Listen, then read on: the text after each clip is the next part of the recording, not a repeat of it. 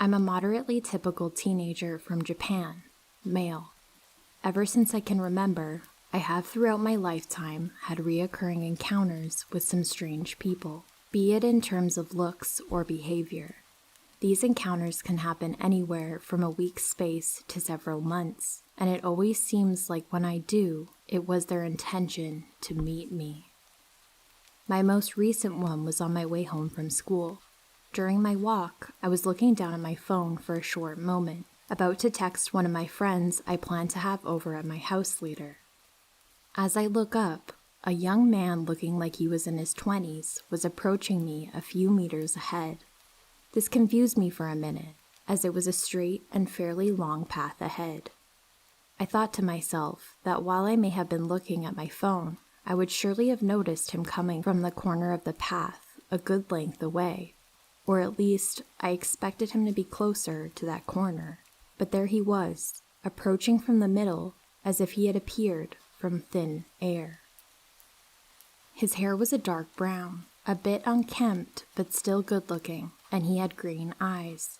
His clothes were fairly ordinary too, keeping a sort of laid-back summer style to it. The most remarkable thing about him was his tattoo, or mark per se, a black line running from his left chin and down underneath his shirt. As he got close enough for conversation, he stopped me and asked for my name. When I told him, he said he'd heard about me before. This confused me, as I'm not exactly a celebrity, but I thought nothing more of it.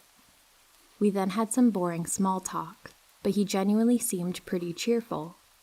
Just as he was about to take off, he told me that I should probably wait for my friend. He didn't give me much of a chance to respond to this before walking off in the direction he came from.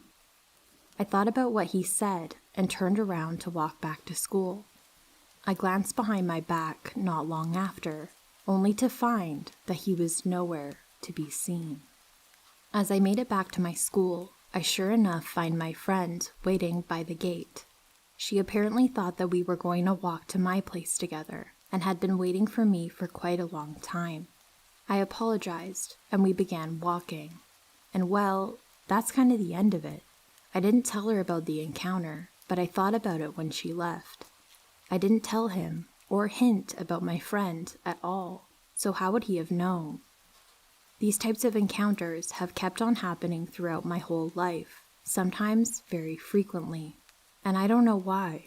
These people I meet just seem too unreal, and usually know something I never told them about, which leads me to believe these people aren't human at all.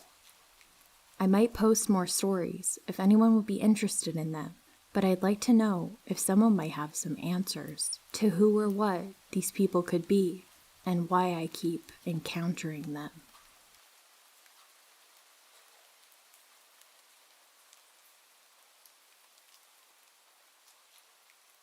So I figured since the vibe of this subreddit seems to be okay, I might try to gradually post some of the fairly intense encounters I've had so far in my life.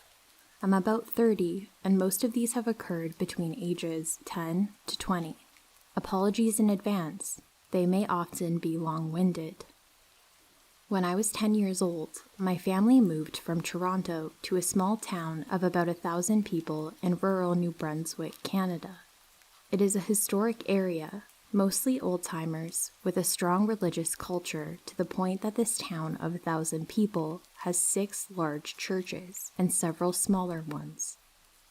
The house we moved into was a small duplex with us occupying both top and bottom, and there were no other houses for about 1 kilometer. The only other property and place nearby was the historical graveyards, with graves dating at the earliest in the 1800s, and this was about 20 feet from the house, as the place had been the old gravekeepers. On the day of my 11th birthday, I had invited a friend to sleep over. While my sisters were sleeping upstairs, I had the only room in the basement to myself, which had been converted from a wine cellar. Enough setup. On the night of the sleepover, everything had been normal so far, aside from the usual weird feelings. Taps turning on themselves, which I don't think was spooky yet, and the lights flickering, which we also think was just normal for the area. My parents were out drinking, and when my sisters went to bed around 10 p.m., my friend and I went to bed shortly after, turning off all the lights, popping on the oil heater, dead of winter at the time, and set up the sleeping bags on the floor of my room. Around 12 midnight, known because of the chime clock, I had woke in bed feeling uneasy and frigid cold. I sat awake for about 20 or so minutes. It felt like it until I started hearing strange noises. They sounded like an old man moaning in pain and a chain or something metal dragging on the floor on the other side of my door. I tried to ignore it, but soon after, my friends started shaking me, thinking I was asleep, panicking because they also heard the noises. The noises continued for about 5 more minutes or so, and then he begged me to turn on the lights because they were scared. I flicked on the small lamp at the foot of my bed, and just a few moments later, my friend started screaming and pointing to the ceiling. On the ceiling, covering pretty much the whole space, were what looked like dozens of shadowy hands and arms stretching out from above, reaching down towards us, but too far away to really grab anything. My friend was religious and started praying in a loud voice over and over and asking the hands to stop. They soon did, and for a moment, everything was fine again. It got warm, the hands were gone, and my friend and I both were starting to calm down. Then it got much, much worse. Suddenly, the lamp turned on. Everything went to kind of dark to completely black and dead silent. A figure I can only describe as a tall, shadowy person, draped entirely in a black robe and carrying a large book, walks through the wall to my left, which was at most 5 feet from my feet. We could only see them because despite being all black, they were illuminated in a bright reddish-yellow glow. The figure stopped, turned, and stared at me for an uncomfortable amount of time, and eventually held up a long, not crazy long, but maybe like 6 inches, finger in my direction, and then pointed to their book, which then opened by itself. At this point, I let out the loudest scream I possibly could, hoping to wake my sisters, only to notice that there was no sound. I looked to my friend, who has their mouth open, looking like they're screaming as well, and still no sound. I looked to the window to see if maybe my parents are back, hoping they are, and the window is pitch black. Not even the outside light is shining through, or the usually spooky view of the graveyard I have. Just blackness.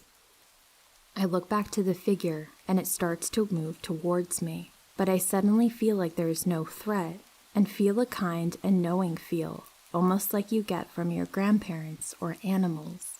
And then it walks towards me and disappears just before it comes into contact with my feet. Immediately after they disappear, the light comes back on, the window is no longer black, and I can hear again.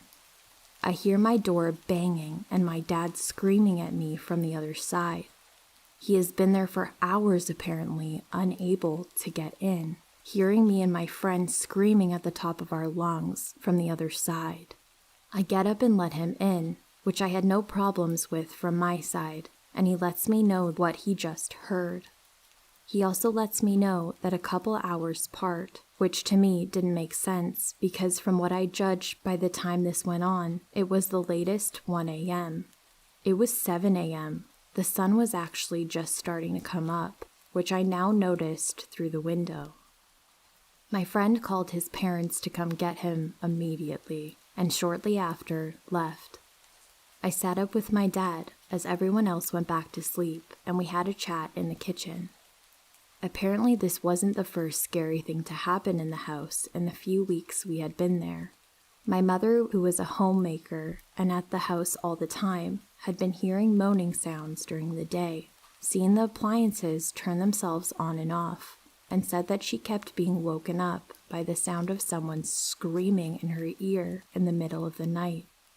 My dad didn't believe it initially, but after I described him my encounter and the fact that he couldn't get in the room despite there being no lock on any door in our house, he started to. We moved out of that house less than a month later, which, to be honest, financially destroyed my family. We couldn't find a buyer because the locals thought the place to be very haunted, and we had to rent a small 2-bedroom bungalow. For the rest of my young life, that friend would never talk to me or hang out with me again, despite having been my best friend up to that point, I thought. Years later at a party, when I came home from university, I saw him at the campfire and started to chat. We went over what each had been up to, what our goals were, etc.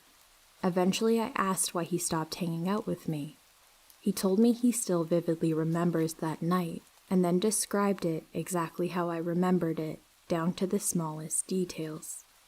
He said he told his father when he got home what happened, and his father, being the spiritual leader for his tribe, Native American, won't say reservation here, and his father told him to never come in contact with me, as there was a malicious spirit tied to my person that could start following him instead. Eventually, he stopped caring about that, and that's why he even talked to me at the party. End of Encounter 1. Let me know if you have any questions or have had anything similar happen. I genuinely feel like I encountered something really unique compared to most, and that is what scares me about this.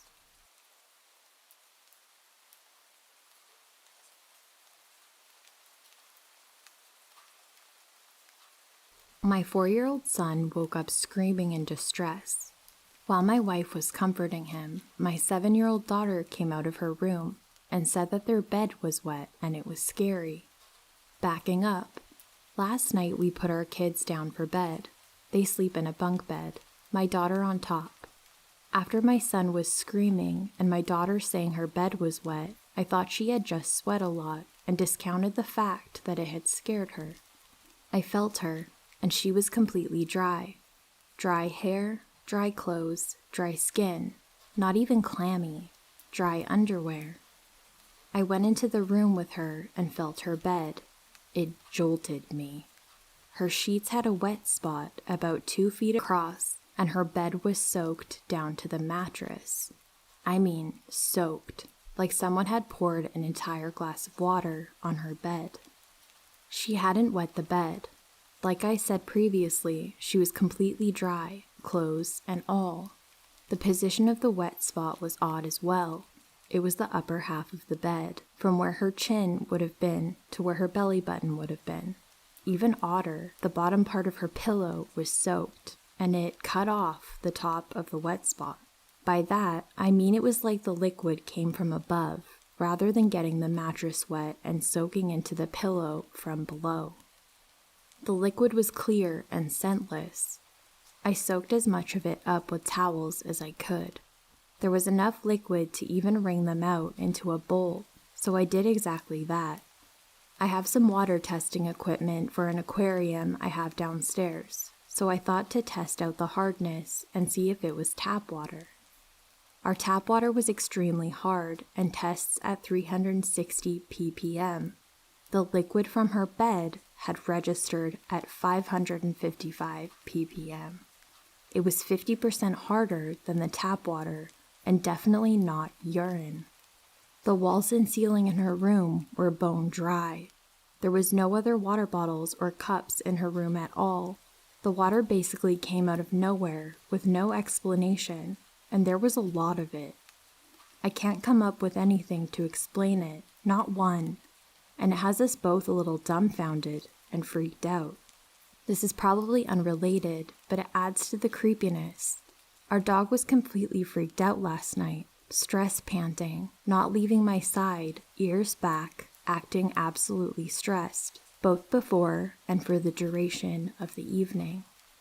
Anyone else ever experienced anything like this, or have any likely explanations?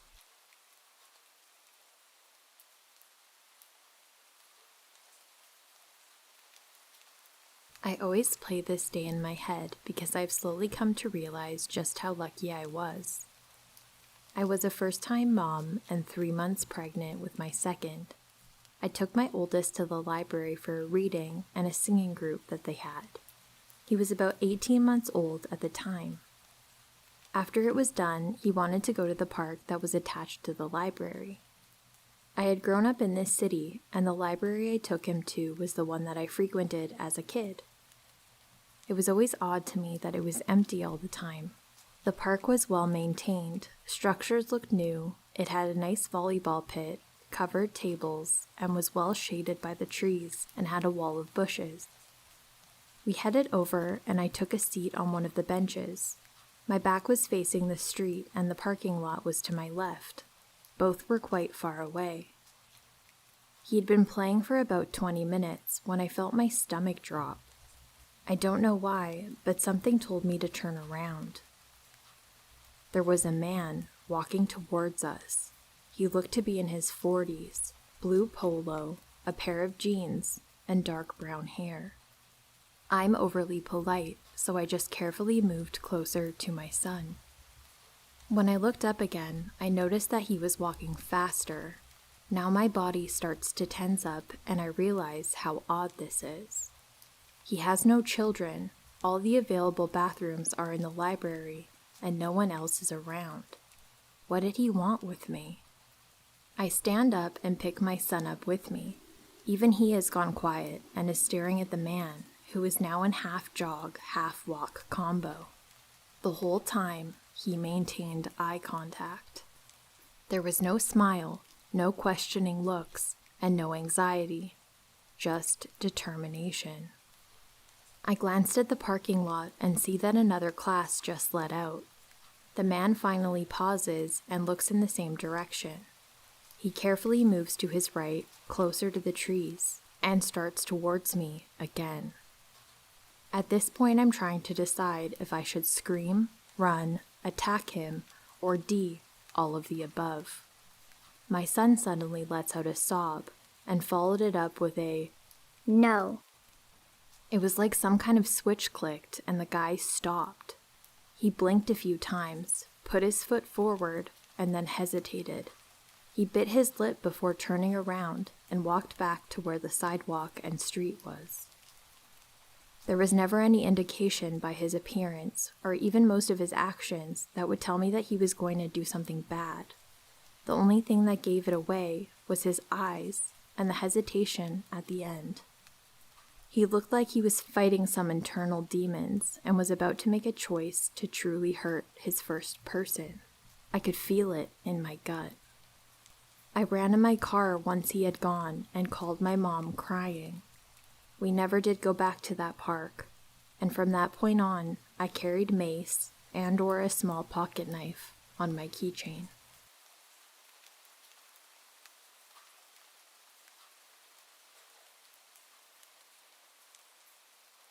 I'm a 26-year-old female and live in northwest of the United States, 4 hours drive above Salt Lake City. I'm going to sum this up a bit. I have religious people, mostly Mormons, come to my door from time to time. I'm always polite to them and ask them what they have to say and say no thank you at the end. Yesterday, I had 3 guys come to my door. They were, I think, 16 to 18, maybe older, and wearing nice dress clothes. They stated that they were Mormon and started off by saying that they were trying to get a law passed to increase taxes for unmarried individuals. I stated that taxes are already higher if you are single. They asked what do I do and if I felt loved and accepted. I replied, I'm in college pursuing my bachelor's degree, and yes, I feel loved, but I'm not always accepted. They said that they know what it's like to feel like they're not accepted, and that their group could help. Their group had love, and since I'm not married, they said that they could have a husband arranged for me. That I would get to pick a husband from 5 different suitors of their choosing, and would never have to work a day in my life, and you would never be lonely again. I could just be a housewife, and I wouldn't have to do their 18-month recruitment as long as I produced a child within 2 years. I said I already had a significant other and that I'm not lonely, so they asked if we were going to be married within 6 months because they could have me guaranteed to be married within the time period. I said I don't know, that's not my decision to make, and we are content where we are. They said that he can also have another wife to assist with the housework so you will never be overwhelmed. I said that we're monogamous and fine with where we were.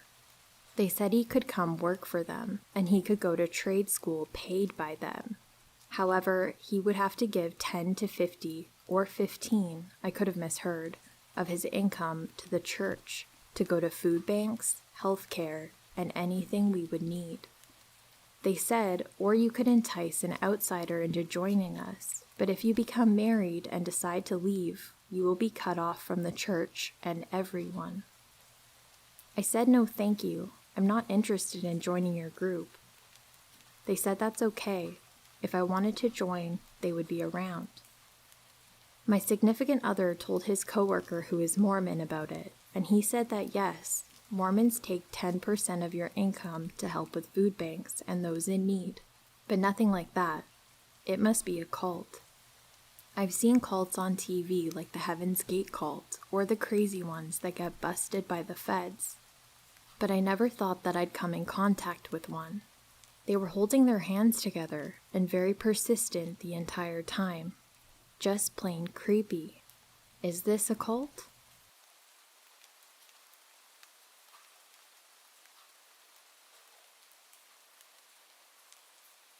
This happened a few years ago when I was in my early teens. I recalled these events recently when a friend reminded me of them, so I apologize for the fuzzy memory.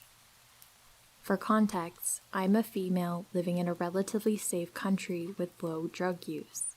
This led me to not worrying too much about my safety when I was out alone until I met him. After school, I would take a bus home. Depending on the bus I took, I had to cross a traffic light. I was waiting to cross the road when I felt like I was being watched. At first, I was confused, as this was in the afternoon, with a decent amount of traffic, but then I locked eyes with him. I immediately felt unsafe. He was significantly older and bigger than me. From across the street, I could see his eyes were bloodshot and that he looked at me with such rage that I froze. Then, he started walking towards me through the rush of cars, almost getting hit in the process. This did not stop him, it only made him angrier, and he moved towards me faster. This snapped me out of my shock, and I walked as fast as I could away from him without running. I was convinced that if I ran, he would start running after me. I never imagined myself in this situation and panicked. I knew that I could not lead him near my house, so I tried to lose him in between a random stretch of houses. This worked as he could not keep up and eventually lost me. However, without the sound of traffic, I could hear him speaking. He repeated things along the lines of, "Just wait until I get my hands on you," and "Girls like you are only good for one thing." I was in a uniform school and had a uniform, so I don't know how he arrived at that conclusion. When I got home, I broke down and called my parents. I was convinced that he would find me home alone. We tried to find a police report that day, but could not, on account of him, quote, not actually being a threat, and him having a record of mental illness. I found out that he lived near my neighborhood, which made me even more uneasy. I did not see him for a few days, as my classes would end at different times. I thought that this was a single incident and hoped not to see him again. However, the next week, as I alighted at a different bus stop, he saw me. I think this helped him find the general area of where I lived, and I started seeing him around more. I would see him around after school when I went out on the weekends, and eventually in the morning before school. This went on for about 4 months. Usually, he would come towards me in the same manner, with the same rage and intensity as the first time, but I realized he never closed the distance between us. I think he simply liked seeing people scared. My parents again tried to gather evidence of the stalking to take legal action, but it was brushed aside. They then tried to find the man themselves to confront him, but strangely, he never showed up when they were around. I believe he wanted me and learnt my schedule, as he would appear at places where I should be, but only show up when I was alone. What still scares me is that this makes him seem more intelligent than the authorities believed him to be. I thought this nightmare would never end, but one day he just disappeared. No one saw him for a couple of years, and in that time, I pushed the stalking out of my mind. However, I crossed paths with him near my house 2 years ago, and I don't even know how to describe the exchange. My mind literally went blank, and I don't remember most of it. It was his voice that I first recognized. What happened next was a blur. I can only describe it as a fight or flight response. The year's worth of anger and fear took over me, and my mind literally blanked out. He locked eyes with me and started coming towards me the way he used to, except this time, instead of trying to get away, I went towards him. This, I assume, caught him off guard as he froze. I have no recollection of doing so, and the only thing I remember is physically shaking and feeling cold from the anger. I heard myself yell something at him, but I did not process what it was. He then refused to make eye contact, and I watched him walk past me. I saw him once again after that, and he simply ignored me. Thinking about it rationally, I know what I did could have ended badly, but I really don't know what came over me.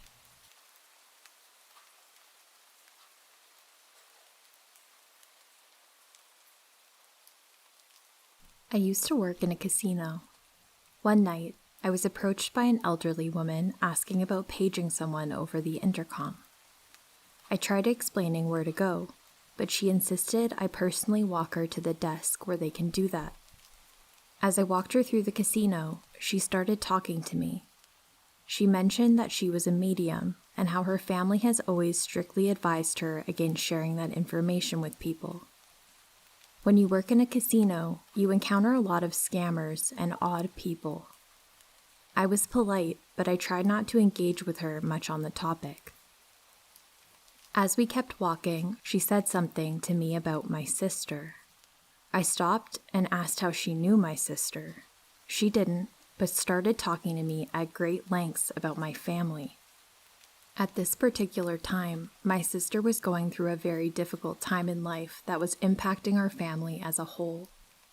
I was skeptical but curious. As she went on, I was careful to neither confirm nor deny anything, but just listen to what she had to say. She went into great detail about how my father, mother, and even I played into the current situation. She even began to become visibly emotional, as if she could feel what my mother was feeling. I was utterly astonished, as she told me that I, being the oldest and most diplomatic in my family dynamic, needed to be more outspoken with everyone involved. Everything she had told me was undeniably accurate and insightful, but then she shifted her focus. She told me about someone I worked with, and went into great detail about what this person looked like and how they felt about me. She talked about the dynamic between us and advised me to take caution. At this point, she had lost me. I couldn't think of a single person or relationship in my working life that fit that description. I began becoming more skeptical again and reminded her that I needed to get back to work and to keep walking towards our destination. She kept talking to me as we walked, and I began to once again find myself astonished as to not just what she was telling me, but also how she would go about it, her body language, expressions, and emotional energy. As we got closer, she abruptly stopped walking. When I noticed, I did as well, and turned back to her. Before I could say anything, she placed her palm at the base of my sternum, above my belly button, just below where my ribcage started. I immediately noticed a physical sensation. I became paralyzed and almost felt like she was stealing the breath from my body. I started becoming hyper-aware of my surroundings. The lights and the dings from the electronic games, the mass amounts of people walking by, but everything seemed to be in slow motion, or almost as if I was leaving my body. It could have been only a few seconds. It could have been 20 minutes. I don't know. But I felt as if I couldn't breathe, and weakness in my knees. I started to feel like I was on the verge of passing out. Casino security saw this encounter and approached us. When security interrupted us to ask what was going on, it must have startled her because I felt the shockwave through my entire body. She jerked her hand back and started apologizing profusely to me. As soon as she pulled her hand back, I was able to breathe again and gained control back of my body. I was completely freaked out. It must have been visible because security kept asking if I was okay. I assured them everything was fine, and they walked off. I turned back to the woman, still apologizing, and she said, "If you don't do something about that ulcer, it's going to kill you." I was so freaked out. I told her thanks, but I have to go back to work now, and quickly headed back to my office. Not only was I in a bizarre headspace, but I noticeably was completely void of physical energy. The entire experience was the most profound encounter of my life, and I will never forget those words and physical sensation. I was having a lot of stomach issues at the time, but I was far too scared to get medical verification of an ulcer. I had already previously suspected it, and was a potential side effect of the medication I was on at that time. But if that wasn't bizarre enough on its own, it gets even weirder. The encounter happened nearly 10 years ago, and it has sat with me ever since, but recently was reflecting back on it. I realized that the second part about the coworker that initially made no sense, all of a sudden did. That entire situation played out in my life a few years ago. The description of the person and the very specific details were 100% spot on from what was described to me 10 years ago. I even realized the entire situation was initiated nearly 7 years to the day from the moment that this woman described it to me. Not only were the two incidences separated by 7 years, but the person she described I hadn't even met yet and was in an entirely different state and company. I don't know what to make of this. I've come here to see what others' take is. I'm open to this type of stuff, but I've always approached these situations skeptically.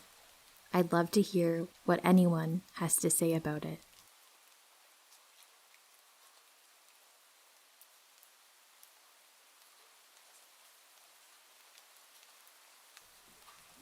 It was 4 years ago. I live in a rural area. I was outside at night taking my dog out to potty. We have a big sycamore tree in our front yard, and at the time we had a swing. I looked at the swing and noticed something on it. I froze in fear because what I saw was a dark figure. A figure so black, it stood out in the darkness. It seemed to have a misty black aura around it. The darkness outside had a slight blue hue because the sun had set an hour beforehand. I could see it swinging, moving back and forth. All I could do was stand and watch. I wondered if my eyes were playing a trick on me. It looked like it was the size of a teen boy. I grabbed my dog and ran inside and turned the lights on, flooding the yard with light, and I ran back outside. The swing set was still moving, but I saw no one. As I mentioned, I live in a rural area. My driveway is about 100 feet long. My neighbors are all old and in their 70s. I was only gone for a minute. I still questioned what I saw, but went back inside. Later that night, I was falling asleep, and I heard a man's voice ask me clear as day, What would you do if your dad died? All I could say was, "What? I don't know." I don't know how long I was asleep, but I woke up to banging on my door. I wake up and hear my mother crying hard. I open the door and she says, "I think your father is dead." I ran to their room and he was. I went outside the next day at the same time and I could tell the swing seat was empty despite it being dark outside. The image of the black figure is still engraved in my mind, and I remember the voice to this day. I think I encountered death.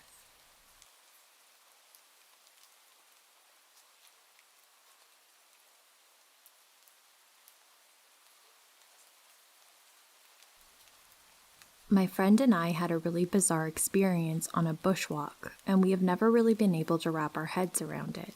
I'm curious to see if anyone in this group has any ideas about what happened to us or what we encountered.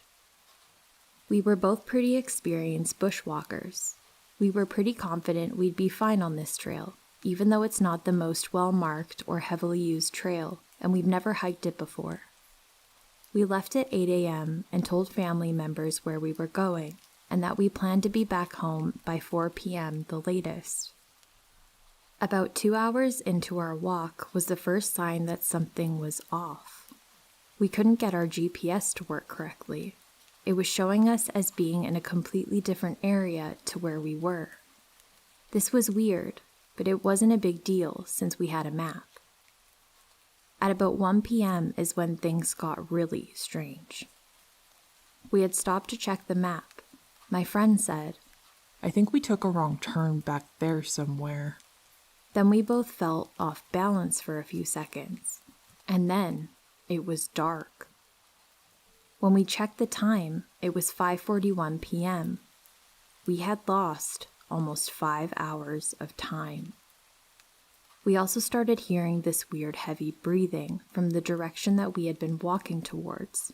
It sounded like a person breathing right next to us, but we couldn't see anyone. And when we called out, there was no response. We live in Australia, so we didn't have to worry about any large predators, except for drop bears, of course. But you hear stories about weirdos who hang out in the bush and murder backpackers. We were both extremely unnerved, and we just didn't feel comfortable moving towards the breathing noise. And on top of that, we agreed that we had made a wrong turn somewhere, so we turned and walked the way that we came. We considered calling for help on our satellite phone, but we decided that we'd at least try and backtrack to where we'd lost our way and go from there before calling for help. The breathing followed us as we walked. We were both feeling dizzy. We were convinced that we were being followed by a serial killer, and we were too scared to stop and try and call for help, believing that if we alerted whoever was following us that help was on the way, it would prompt them to attack. Eventually, I was too dizzy to continue, so we stopped and called for help.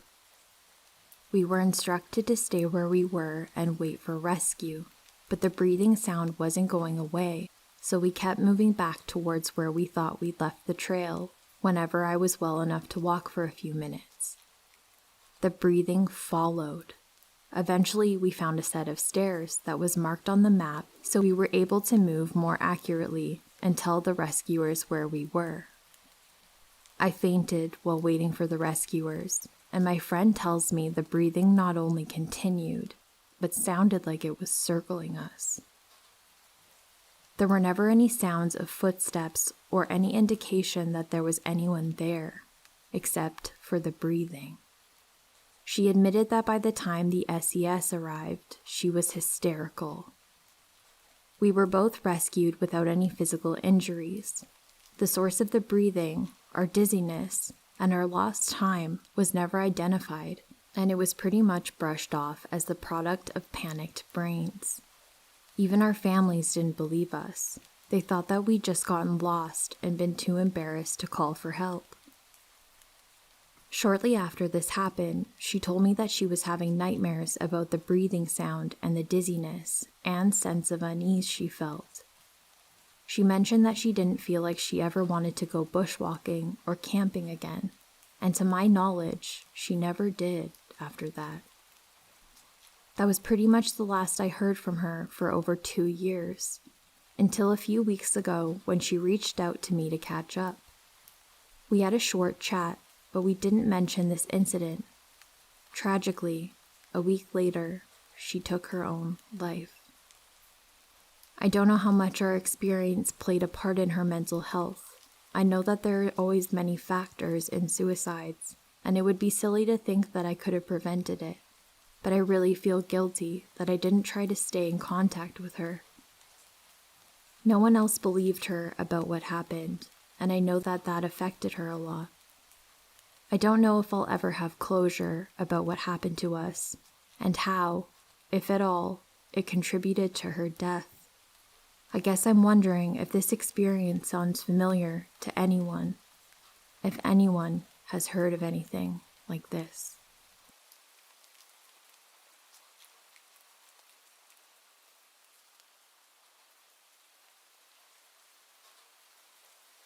I take my dad's ashes up to Glacier National Park every year. I lived in Colorado when this story happened, and I was headed south through Idaho after I had visited Montana. My car broke down in Salmon, Idaho, and a nice man helped me out. I was headed through the mountains to Boise to visit a friend. It was about a 5-hour drive before I entered the truly mountainous section of Idaho.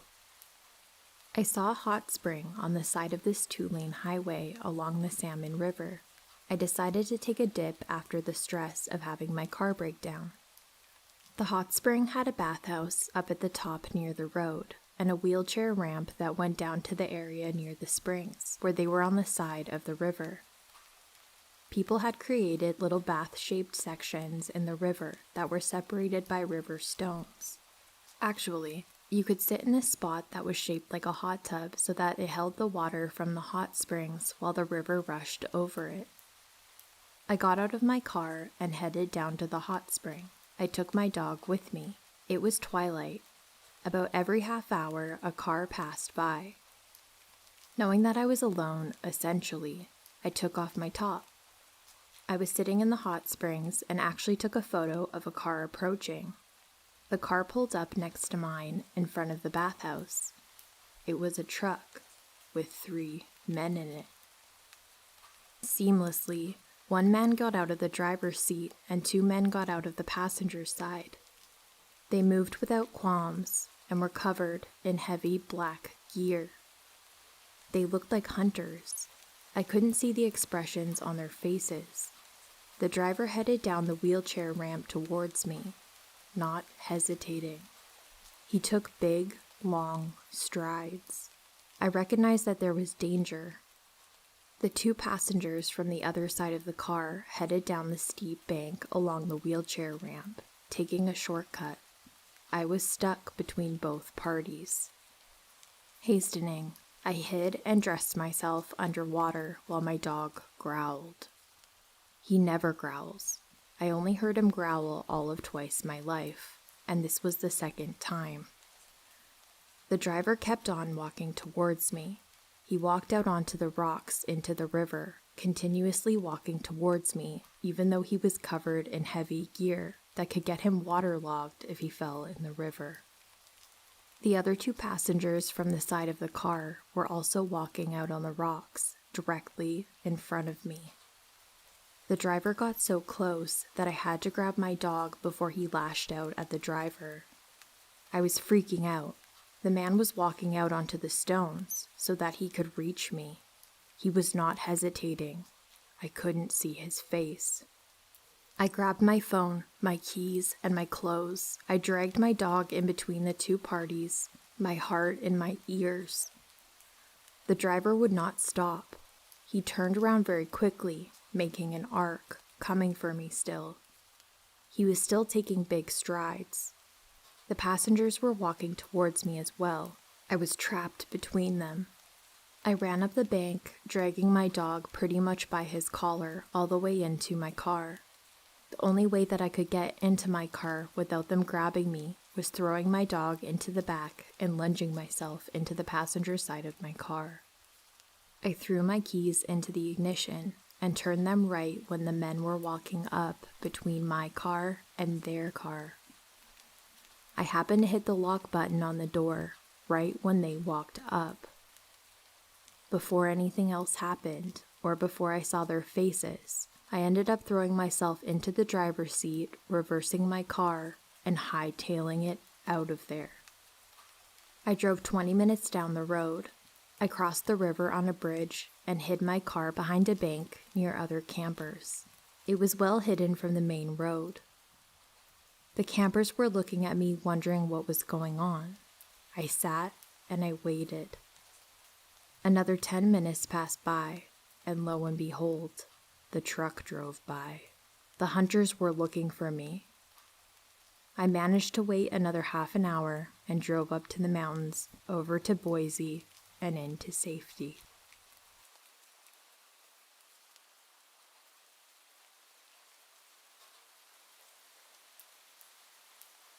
So when I was in college, I used to pull all-nighters and fuel myself with takeout and coffee during exam week, like any other student. It was early January, so the area around my apartment, which mostly had outstation uni students, was pretty deserted as most of the people hadn't returned from their winter break. But I, unfortunately, still had an exam left. It was around 2 a.m. that night. My friend and flatmate and I decided to order some food, but our usual restaurant wasn't accepting orders online, so we decided to head out and grab some cup noodles and soda from a nearby 24/7 store. Anyway, as we walked by, most of the usual night stores were shut, and even the 24/7 store was closed for some maintenance issue. I was disheartened, but still very hungry, so I opened my phone trying to see if anything else was open nearby. I was browsing my phone for any place that might be open, and my friend started messing around, saying that she saw something move inside one of the stores, and maybe it was following us. And I brushed her off as usual, as I knew she had a habit of trying to spook me. However, as we started to head back home, my friend suddenly huddled close to me and told me to call someone. Me being the hungry and dense idiot that I am, I thought that she meant to call up a restaurant, so I told her in an annoyed tone that I was trying, damn it. We reached a T-point intersection in the main road when my friend suggested that we take the inner lane, which is a shortcut to our apartment, as the streetlights on the main road are out and it's pretty dark there. I agreed quickly, as the inner lane is pretty well lit and we know our way around. As we walked into the lane, my friend, who had been acting strangely until now, started to tug me by my elbow, and before I could question her, she looked at me in the eye with a somewhat scared smile and told me that we needed to run. She then started to run, like actually full-on sprinting. Now, usually I ignore her antics when she tries these practical jokes on me, but for some reason that night, I too began to run because something in my gut told me to listen to her. However, after a bit, I was cold and out of breath. I yelled at her, "Can you just fucking stop? Ugh, there's no one around. Stop messing." She slowed her pace and turned around, and by now, I was more than annoyed at her for trying to spook me.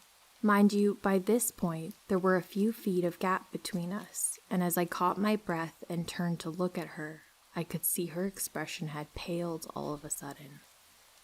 She wasn't looking at me, she was looking behind me. It was at this point my sleep-deprived, cranky brain realized that something was seriously wrong, and I heard a noise behind me.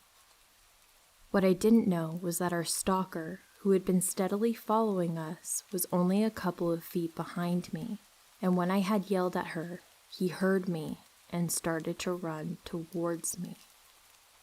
I still can't completely describe that moment. The sound of someone's weird laughter and footfall behind you, the sound of your own pounding heart, the way your ears go all hot and tingly. It was my body being aware of just a lot at once. So when I semi-turned back and saw a random-ass full-grown man sprinting his way towards me, I didn't know how to react. I'd like to think that I could have unfroze myself, but it wasn't until my friend forcefully gripped me by the arm and started pulling me that I began to run. I heard him yell, roar, behind us, but I couldn't understand what he was trying to say, and at this point, I was busy running and too scared to turn around. I think that it was the adrenaline in my veins and my friend's grip on my arm that helped me not lose my shit and run the fastest I've ever in my life. We zigzagged our way through the lanes to lose him, and we finally managed to get to our block. The last my friend turned to check, he began to slow down in his pursuit when we crossed the barricade to our area. When we entered our apartment building, I crumpled down by the elevator floor, still trying to process the entire chase and figure out why this man decided to chase us. My friend then told me that she's seen him looking strangely at us when we were around the convenience store, and he was near a truck unloading some boxes. She dismissed him, assuming that he was a part of the store maintenance crew, but something about him had made her feel uneasy. Later on, when we were at the T-point from where we entered the inner lanes, she said that she saw him again with his truck following behind, and felt that it could be a coincidence, but that she felt that it was still better to take the inner lane where the truck couldn't go in. When she finally saw him for the third time by the corner of the lane, silently walking his way towards us, she knew that he was following us for real, and we had to shake him off. She always used to jokingly quote to me, "Once is hapstance, twice is coincidence, but thrice is enemy action." I still think it couldn't be more true in this case. Even though a lot of my friends later told me that we could have taken him on as he was only one person while we were two, at that time we didn't want to take chances in case he had his friends waiting around. To this day, I think the fact that I trusted my gut to run, even though I was unaware of the exact nature of the danger behind me initially, and also my friend that ran back to drag my dumb ass even when she could have easily outrun him. It's been 3 years since, and even now, my brain automatically tries to scan who is around me and tries to mark out possible exits of any room.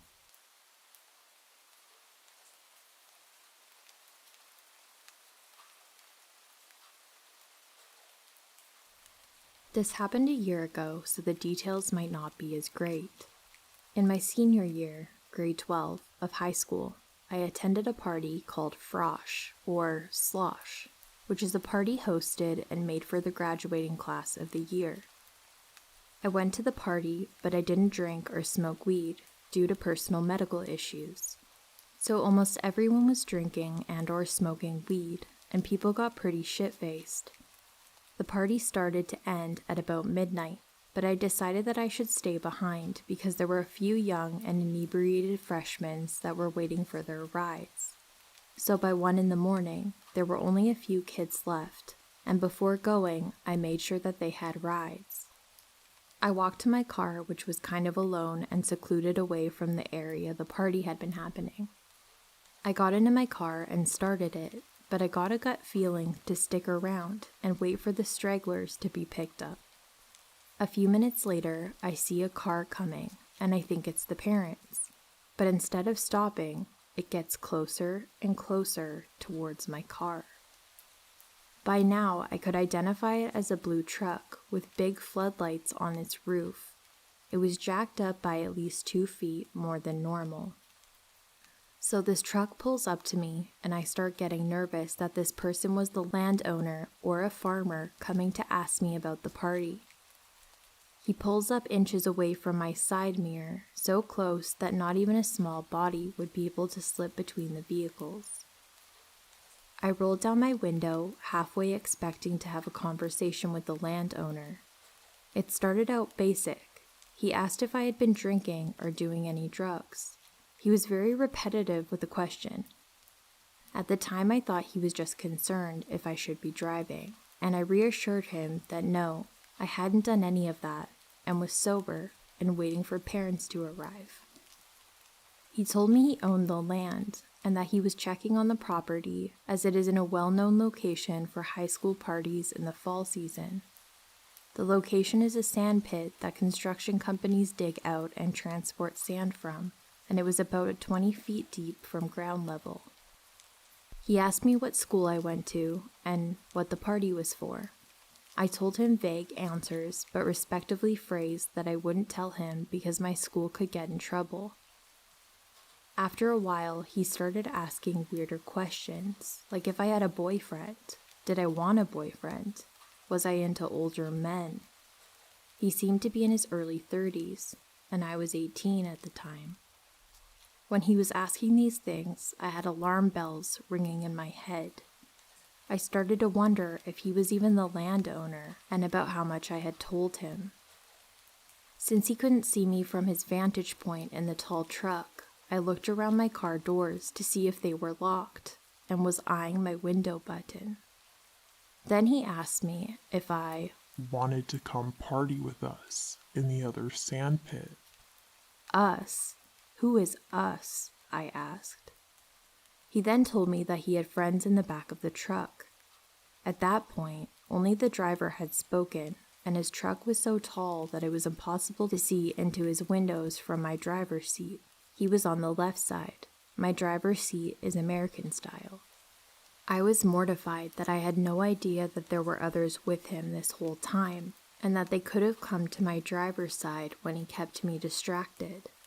I told him no, and that I was just waiting for the kids to be picked up.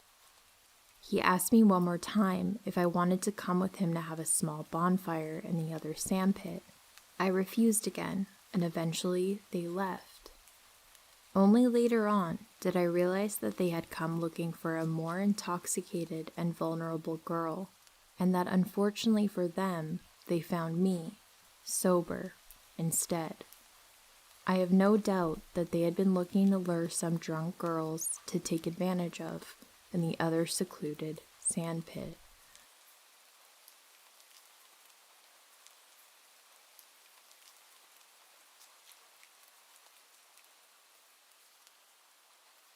Before I start this story, I'd just like to let you all know that I'm predominantly a skeptic, or at least I was until this house.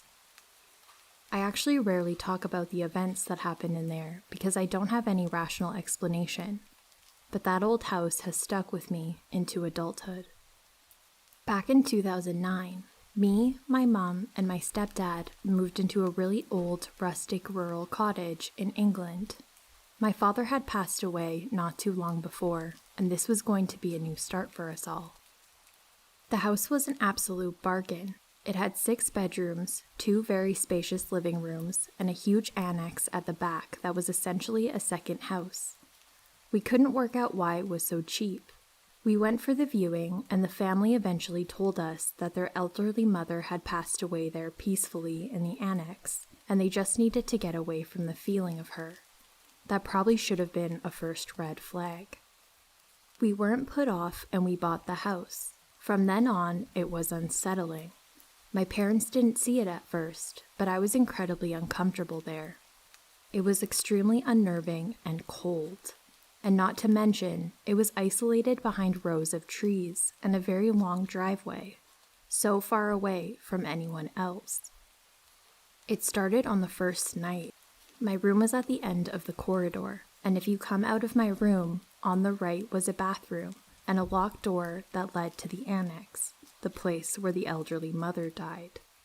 My parents slept a long way down the corridor in the last bedrooms, so I was quite isolated, and directly opposite my room were the stairs. This first night, it was freakishly cold. I pulled my blankets up to my head, but after my dad passed away, I had suffered from insomnia for years, so the colds and the anxieties of moving to a new house all added together with this into zero sleep. So I ended up laying awake for hours, just sort of staring around the room. My bedroom door was one of those old and mismatched wooden country house doors. It didn't quite reach the carpets, and after a few hours, I could hear the creaking of floorboards directly outside my room, and shadows that seemed even darker than the darkness of the hallway walking past my door. I presumed one of my parents had gotten up to use the bathroom at first, but this went on, back and forth, for several minutes, and it was a fast, very brisk walk. And not to mention, next to my door was the locked door to the annex. Anybody walking at that speed would have hit the door, but nothing. It freaked me out and had me dreading the next night. This kept happening every night for a few weeks, and I remember vividly one night I actually left my bedroom door open. Around the same time, I heard the creaking. I turned around, and unmistakably, there was a figure, blacker than black, walking forward and backwards in front of the door, just visible in the darkness of the hallway. I couldn't take my eyes off it the entire time it was there. It's safe to say I never slept with that door open again after that night. But this is where things start to get properly creepy. I'd been terrified of the shadow for weeks now. There was a really horrible feeling I had around it, like it was after me. And one night, as I was going downstairs for dinner, I had the same cold feeling, and for just a second, I froze in place in the dark hallway and looked to my right towards the annex door. And there, sure as anything, and without my sleepy eyes to blame it on, I saw the same black shadow walking directly at me at high speed. I ran downstairs as quickly as I could, and I told my parents everything. They mostly laughed it off and didn't believe me, and tried to reassure me that ghosts aren't real, and that there was no chance of anything about this old lady still being in the house. Now, a bit of backstory.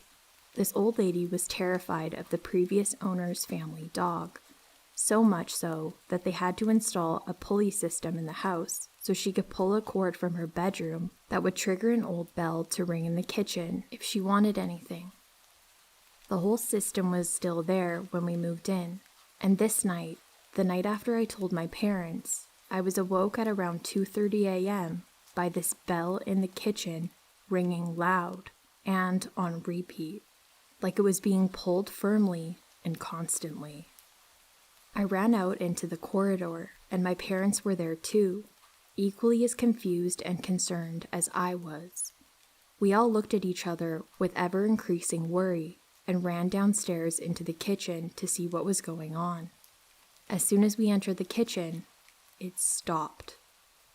We ventured up to the annex to see what could have caused this, but nothing. No sign of anyone, and my God, I hated it there. It was even colder and more lifeless than the main part of the house, and I just felt like I needed to leave as soon as I could. My parents didn't quite believe that this was a ghost yet, but they were clearly less skeptical than before. From here, any activity became much more obvious. We, my parents included, started to hear knocking from the annex door next to my bedroom, noises from the downstairs that sounded like someone was down there moving. Sometimes my fish tank light would flick on and off with an audible click and wake me up, and I would often even wake up to my wardrobe doors being wide open with no breeze in sight. One night, I was sat reading alone in my room, and one of these wardrobe doors opened by itself, wide and with relative force. I got up cautiously, closed it, and ran downstairs to see my parents. When I came up around 15 minutes later, every single cupboard door, around a dozen of them, were open as wide as they would go. Lots more went on too. Taps turning themselves on became a particular regular occurrence, and one night I awoke to the sound of my cupboard door opening again, and I saw droplets of water running from the bathroom next to the annex door all the way to a few feet from my bed, with no droplets out again. I was terrified. It was around 6 months after all of this started that we eventually moved out. My grandma had begun to grow unwell and couldn't care for herself anymore, and she moved in with us. From the beginning, she hated the house. My grandma was so incredibly sweet and calm, and I've never seen her distressed like she was there. And on one night in particular, when I was sat downstairs in the kitchen with her, she took my hand, pointed directly to the annex, and said, "Don't you go in there. I don't like it in there." It's safe to say that this scared the crap out of me. On the last night we all spent together in that house, I was awoken by my mom screaming. Clear as day, she said that she felt two hands firmly grab her ankles over the bed sheets and pull her down the bed just a few inches. And right there, she asked to leave. We went to stay in our old house for a while, but because of size, my stepdad, the biggest skeptic among us, stayed in Lilac Cottage for a few more months. He's still quiet to this day about that house. He hates talking about it. But even he admits that there was something incredibly wrong there, and without much warning, he put the house up for sale, selling it so desperately that he had lost almost a quarter of the price he paid for it. He's never told us why. I promised myself that one day I'll reach out to the current owners of that house and see if they have also experienced anything, but I haven't just yet. Any of you experienced anything like this before?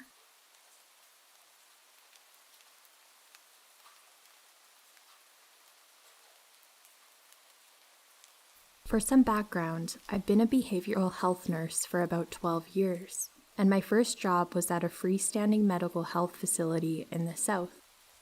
This facility is pretty uniquely constructed, as it was originally a plantation owned by a wealthy Irishman who immigrated here sometime in the 1700s. The original plantation house is still there, and is now used as the business office, and the hospital itself was constructed to be attached to the house. If you explore the campus, there is a small graveyard with the original owner's tombstone, as well as some other family members of his. Additionally, there's a sign that says something along the lines of, "This is dedicated to the slaves that worked and died on this plantation." Anyway, one of the stories that has been passed down among the employees there for decades is that a young girl in an Irishman's family, one of his daughters or grandchildren, passed away on the plantation at a really young age, and that her ghost still lingers around the house and the facility, and that there are certain patient rooms that have an unusual amount of paranormal activity. One day, I was walking past one of these rooms, and in my peripheral, I saw a young girl who looked to be around 9 or 10 years old, sitting on the bed. She was wearing a colonial-looking dress appropriate for the time period in which she was alive, and looked me directly in the eyes when I turned to look at her. I was incredibly startled, and my mind raced for a few seconds, trying to convince myself that she wasn't there. I walked a few feet past the room, gathered my courage to go back, and she had disappeared from sight. She didn't have any ethereal qualities, nothing otherworldly or strange. She literally just looked like a real person, sitting there, in plain view. During my time there, I never heard of anyone else who saw her as clearly as I did, but every once in a while, one of my coworkers or a patient would experience something strange, like doors opening and slamming shut. I remember one patient in particular that ran out of his room, white as a sheet, and said that while he was laying in his bed, his bathroom door slammed on its own. It was so loud, I heard it from the nurse's station myself. This patient was there for addiction and had no history of hallucinations. I just thought I'd share.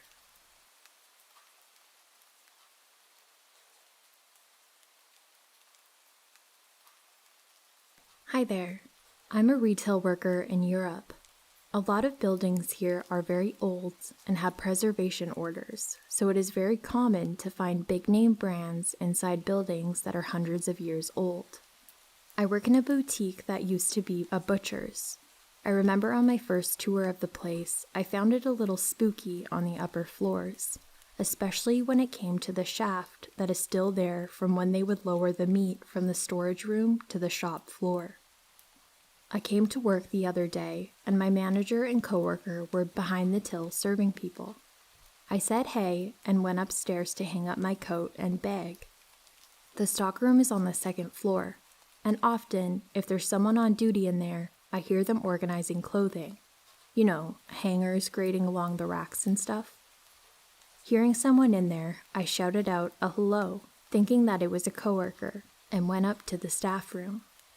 I clocked in, came downstairs, and asked my coworker and manager who was in the stockroom today.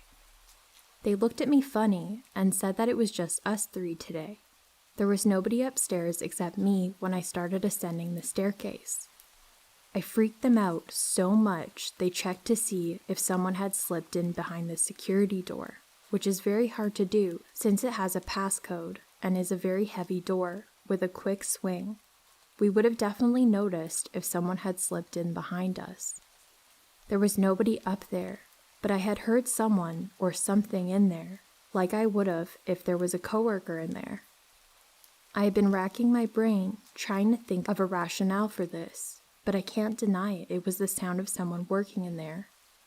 I am wary of going in there now, not gonna lie. Anyways, I hope you enjoyed this little contribution. I've had a few small paranormal experiences in my life, but this is definitely one that I cannot factor an explanation for.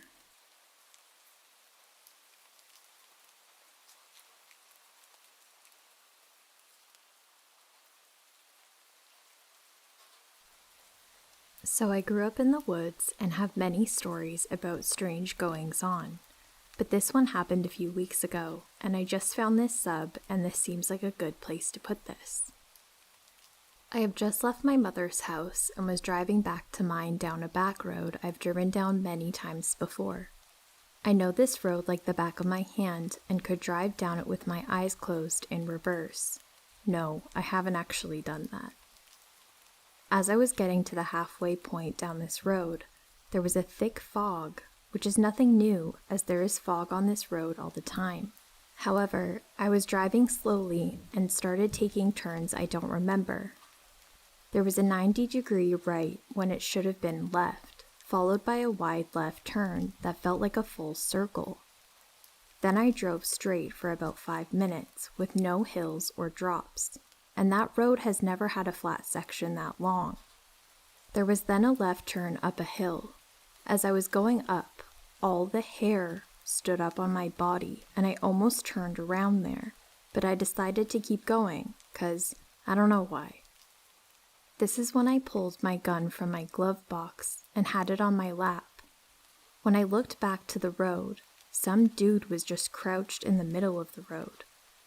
I slammed on my brakes and he didn't even flinch.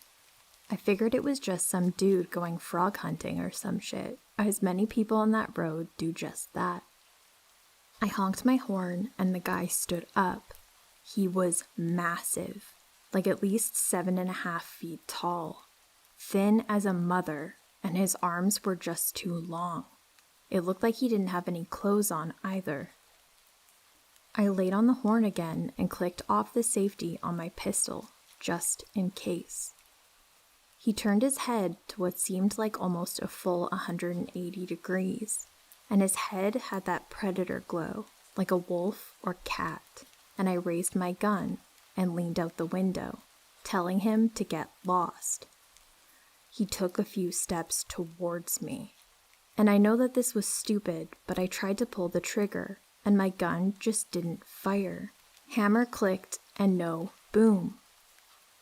I whipped the car around faster than I've ever done before, then just flew down the road, at least 20 miles per hour over the speed limit. About 30 seconds after I turned around, I realized that I recognized all the turns and hills. I was driving down the road like I had never taken that first night. I went back during the day and still don't know where I took a wrong turn. There are no side streets down that road that are paved, and certainly no straightaway as long as the one I drove. I went to the range a day or two later and put that same round in the chamber, and it fired no problem. I have no idea what happened. I also don't drive that way at night anymore. Please tell me if someone knows what I saw. None of my friends believe me, and even my mother doesn't. I know I'm not crazy. I know that this happened. I'll give any extra details if you need. Just please tell me what happened. This is really fucking with me.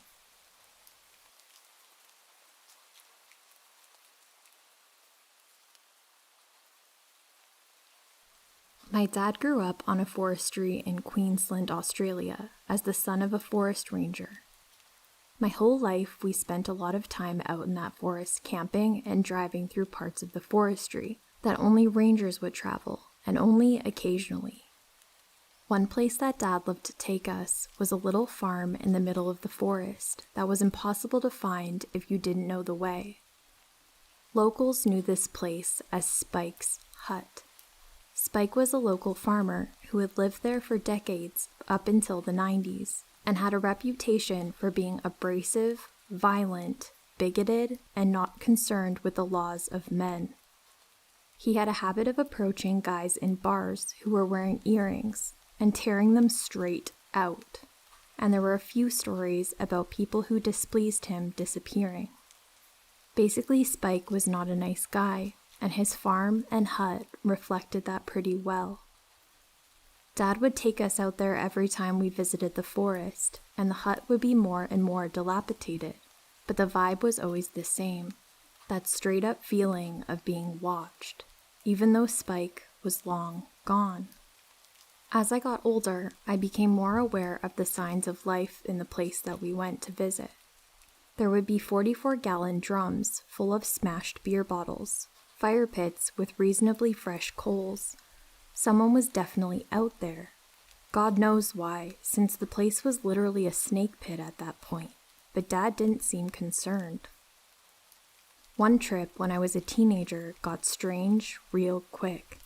My friends and I all piled into my dad's 4x4, and we were driving through the bush to Spike's so Dad could tell his scary Spike stories and freak us out. We drove onto the property, and something immediately caught my eye. Up on the hill opposite Spike's hut, there was what appeared to be a cowboy slumped against a log, hat over his face, taking a nap. Something about his body position looked unnatural and uncomfortable. It wasn't the way you'd be sat if you were taking a casual nap in the middle of a workday, and even if it was, there was no reason for anyone to be out there. The farm was long defunct, and there was no forest business to be taken care of on the property. I pointed out to my dad, and instead of letting us out of the car at Spike's as he usually did, he said that he wanted to keep driving through the farm to show us something. He maintained that it was nothing, but if the figure was still there when we came back through, we'd stop and check it out. Of course, whatever he wanted to show us seemed totally made up, as he just drove us through the forest a bit, and when we came back, I spotted the slumped-over cowboy again, never having moved an inch, still in that same unnatural position. I yelled out to Dad to stop, reminding him of his promise, but instead he acted like he couldn't hear me, locked the truck doors, and drove off the farm, much faster than he ever drove on those dirt forest roads. My friend and I looked at each other in confusion, but we knew that when it came to this area, questioning my dad was futile at best, dangerous at worst. Dad denied that any of the events of that day ever happened after that, but my friends and I were still curious about what was going on out there. So a few months later, we went camping on our own and set out to find Spike's hut. It took hours of driving through the forest to find the gate to Spike's property, but eventually we found it without Dad's help. Something was off once we got there, more so than usual that day though. My mates jumped out of the car, but were suddenly frozen, not wanting to walk any closer to the hut, for no visible reason. The vibe was just wrong that day, and it felt like we had walked into something that didn't belong to us. The tug in my gut to get out was strong, but I'd spent 2 hours finding this place, and I was going to explore it, goddammit. One of my friends acted brave and walked from the car to the hut with me, quietly acknowledging more and more signs of inhabitants with knowing nods between us. We said nothing to the others, but we were on high alert. It felt like someone could be back at any minute, or that they had never left and were watching us as we poked around the debris. We walked up to the side of the hut to find a kind of small shed with 3 walls. I heard my friend's voice go squeaky as he called me over to look inside. On the ground was a huge pile of ashes from what looked like a cooking fire, and confirming this was the presence of a giant makeshift grill made from crosshatched wire sitting over the fire, hinged to the shell wall. As I'm looking at this setup, I figured that whatever has been there had been hunting and cooking large chunks of their kill over the fire. Pretty clever, actually. But then, my stomach dropped. As my eyes traveled down from the grill to the ground, I saw a baby's sock. Tiny, pink, and terribly out of place. Then another, then a shirt, then a ribbon from a child's hair, all sitting right beside the ashes on the ground, next to a woman's weekly Christmas cookbook. That's when the alarm bells in my head went off, and I rounded up my mates to get the fuck out. Some ranger or crazy old bushy hanging out at that trashed hut was one thing, but there was absolutely no reason for a baby to be out there, and there's no way anything good had come of having a child's clothes right by a huge fire and grill. When we got back to the campground, we couldn't shake the rotten feeling of being watched, and all of us were so unsettled that we packed up our shit and decided not to stay the night. When I got home, I told my dad about it, and he just shook it off, saying that weird stuff happens out there. Being young and dumb, I never thought to look up missing persons in the area in an attempt to explain either the cowboy or the kid's clothes. But I can tell you, I will never make the mistake of going out to Spike's without my father again.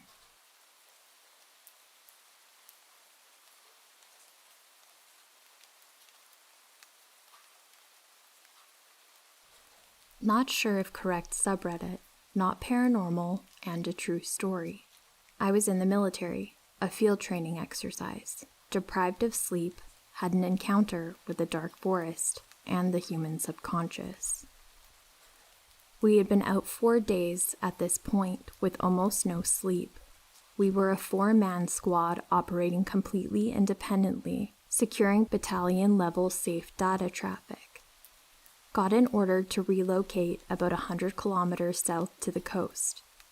The day turned out to be quite long, and long story short, we were at combat readiness in the new location at 3 a.m.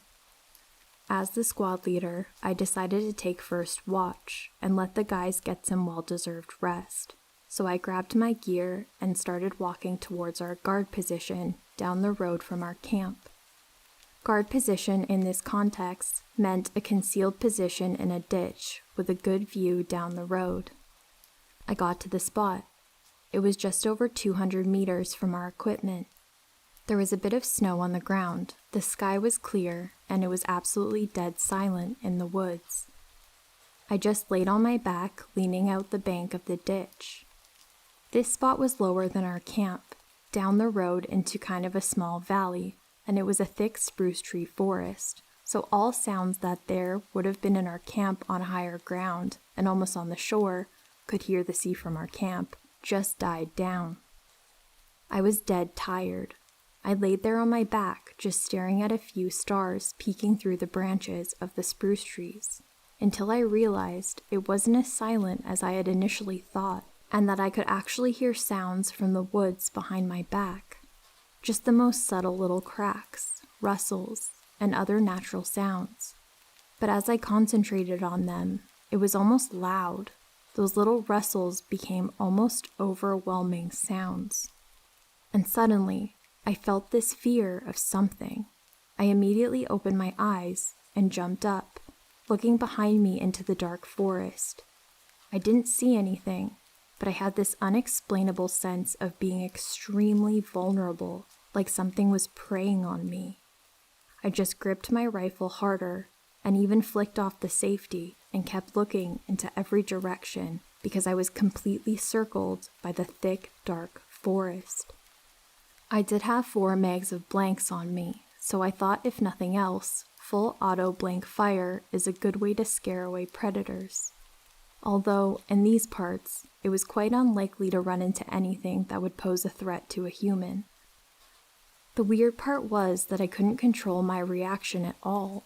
I was able to think clearly and tell myself that this is idiotic. There's absolutely no threat out there and no reason to be afraid. But it was like different parts of my brain weren't able to communicate with each other, because while I did realize that there is no threat out there, and this reaction is very unnecessary, at the same time, the feeling of dread became deeper and deeper. Do you know the feeling like having an invisible force pulling you down, almost like you weigh 1,000 pounds? I was looking out to the forest, and the darkness was just swallowing me up, almost like it was getting closer to me from all directions, almost like the darkness itself was a sort of being, and the sounds from the forest became totally exaggerated. At this point, I'm in the middle of the road on one knee, and the light snow covering the road seems like the only thing I can see anymore. It was like this tiny island in the middle of a void of darkness, a darkness that was just trying to overpower and get me. The guys were sleeping just 200 meters away from me, but it felt like it could have just as well been light years away, like everything was light years away. Like I was completely separated from everything I know on a totally different plane of existence. Like being lost at sea, I was lost in the dark, drowning in it. What made this such a weird experience is that it truly was like one half of my brain went completely rogue. The other half was talking sense and being calm, and the other refused to listen and was ringing every alarm bell. It was like I was calm and panicked at the same time. At some point, the reasonable part of my brain took control, and shit just calmed down. I stood there thinking, what in the Blair Witch Project fuck was that? I'm not sure how long that experience lasted. It felt like a short moment, but it definitely lasted longer than it felt. At some point not too long after, one of the guys came down the road to release me from watch duty, smoked a cigarette and chatted for a bit, and then I walked back to camp, crawled into my sleeping bag, still just thinking about it. I never told anybody about that actually. I think I just allowed myself to sleep the next morning. I never experienced anything like it before or after. Sleep deprivation is a hell of a drug, kids, and I think that it's always a bad trip. Definitely learn from that and make sure all of us got more sleep from that day on.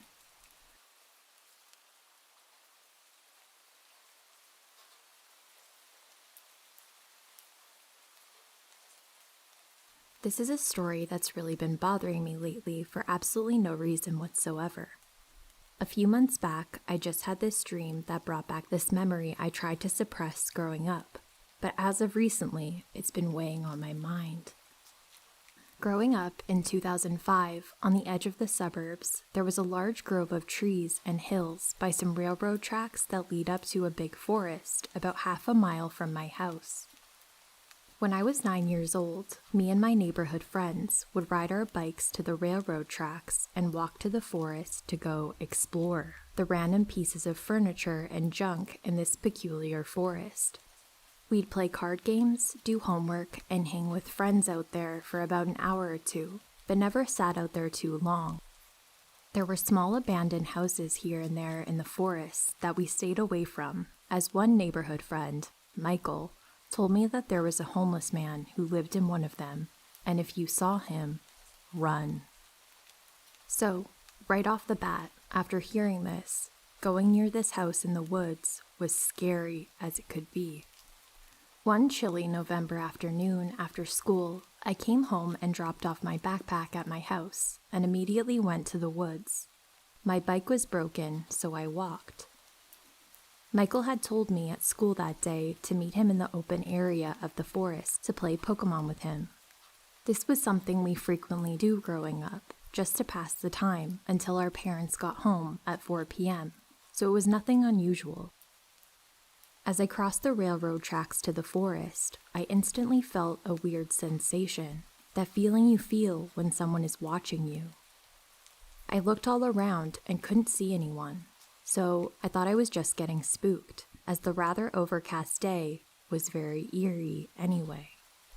Trekking through the autumn leaves scattered across this large wooded area, I came upon the big open area where I was supposed to meet Michael. Near the area where we normally met was his notebook, open. On the page was written, "Hey, I had to go back home and grab some batteries for my Game Boy. Wait for me here. I'll be back soon. Michael." I waited. Being alone, especially feeling like someone was watching me, made this particular moment very uncomfortable. However, I convinced myself I was just being a wuss and decided to wait for Michael. I sat down and began playing my Game Boy. It wasn't too long until that sensation of being watched grew into utter paranoia. I kept frantically looking up from my Game Boy and checking my watch to see how long I'd been waiting. I'd been sitting there for 30 minutes. It was beginning to get dark. Then I heard some leaves crunch. I looked in the direction of the sound and briefly saw a dark, hooded figure peeking from behind a few trees, hide back behind them. My skin crawled, and I immediately jumped from where I was sitting and froze in my tracks, staring. I screamed, "Hello," to see if anyone was there. I was quickly reminded that I wasn't alone when I saw this tall, dirty-looking hooded man peek back around from the trees. He called back, "Hey, buddy." I picked up Michael's notebook and ran for my life. I ran so fast, I barely had time to look behind me. However, I heard leaves crunching not too far behind me. It was the man running after me. He was screaming for me to "Come back. and I just wanted to talk to you. I'm sorry." I began crying as I was running, thinking that this is exactly how those missing kids disappear. I ran and ran and ran until I literally tripped over the railroad tracks and cut up my knees. Michael was just getting to the railroad tracks. He saw me, dirty and bloody and crying hysterically, and I screamed at him to run. Without question, we ran all the way home. The hooded man was nowhere to be seen once we left the railroad tracks. I last saw him standing in the woods, defeated that he couldn't catch me or something. I don't know. I told Michael everything, and we never went back to the woods ever again. Years later, in 2016, they bulldozed the woods and built a neighborhood there. We later found out from fellow neighborhood friends who were in that area, the same thing happened to them growing up. To this day, this is probably one of my scariest stories growing up.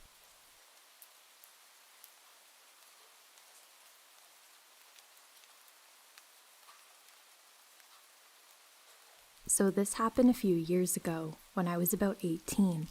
I'm 25 now, but I still think about it relatively often. Anyway, I was at a local gas station after my work shift. It was around 12 a.m. as I was a closer where I worked. I didn't actually need gas. I just stopped for a drink, so I parked in the parking lot rather than at the pump. As I walked out of the gas station, a tall, skinny man, probably in his 30s, called out to me. He asked if I knew him. I replied that I didn't, and he asked me if I'd like to. I told him I'd like to go home, that I'd just gotten off work, and I was tired. Now it's important to mention that I was still wearing my work shirt and name tag. In hindsight, I realized this was probably not a great idea. I turned away from the man and started walking back to my car, and he started following me. He called me beautiful, said that he liked my hair, and then he asked me to give him a ride home. I politely declined and repeated that I just wanted to go home. He then told me that he was harmless and asked again. I said no more firmly, and he said okay, but then asked me for a hug. I declined the hug, but then he suddenly leaned forward and kissed my cheek. Then he ran around and hopped into my passenger seat. I felt sick, and I screamed at him to get the F out of my car or I'd call the police. He put his hands up, said okay, and got out and started walking away. This isn't the end of the story, though. I ended up still telling local police about him and found out that he has previous charges for drugs, sexual assault, and assault with a deadly weapon.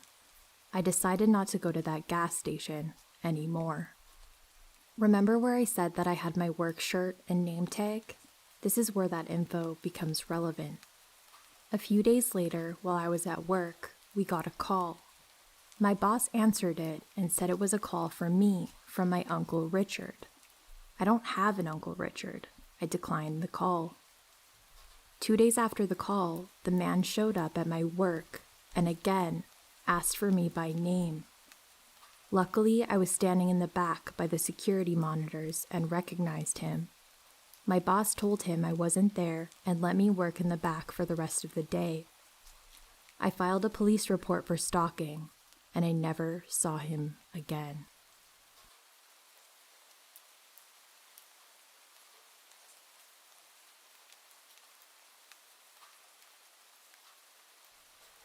This happened well over 10 years ago, so I'll try my best to describe the events accurately. One of my childhood homes had a balcony that was attached to both my mother's bedroom and mine via big double glass doors on each of our rooms. Next to the balcony are 2 trees. One I often used to climb up and down from the balcony. This balcony faced out to the street.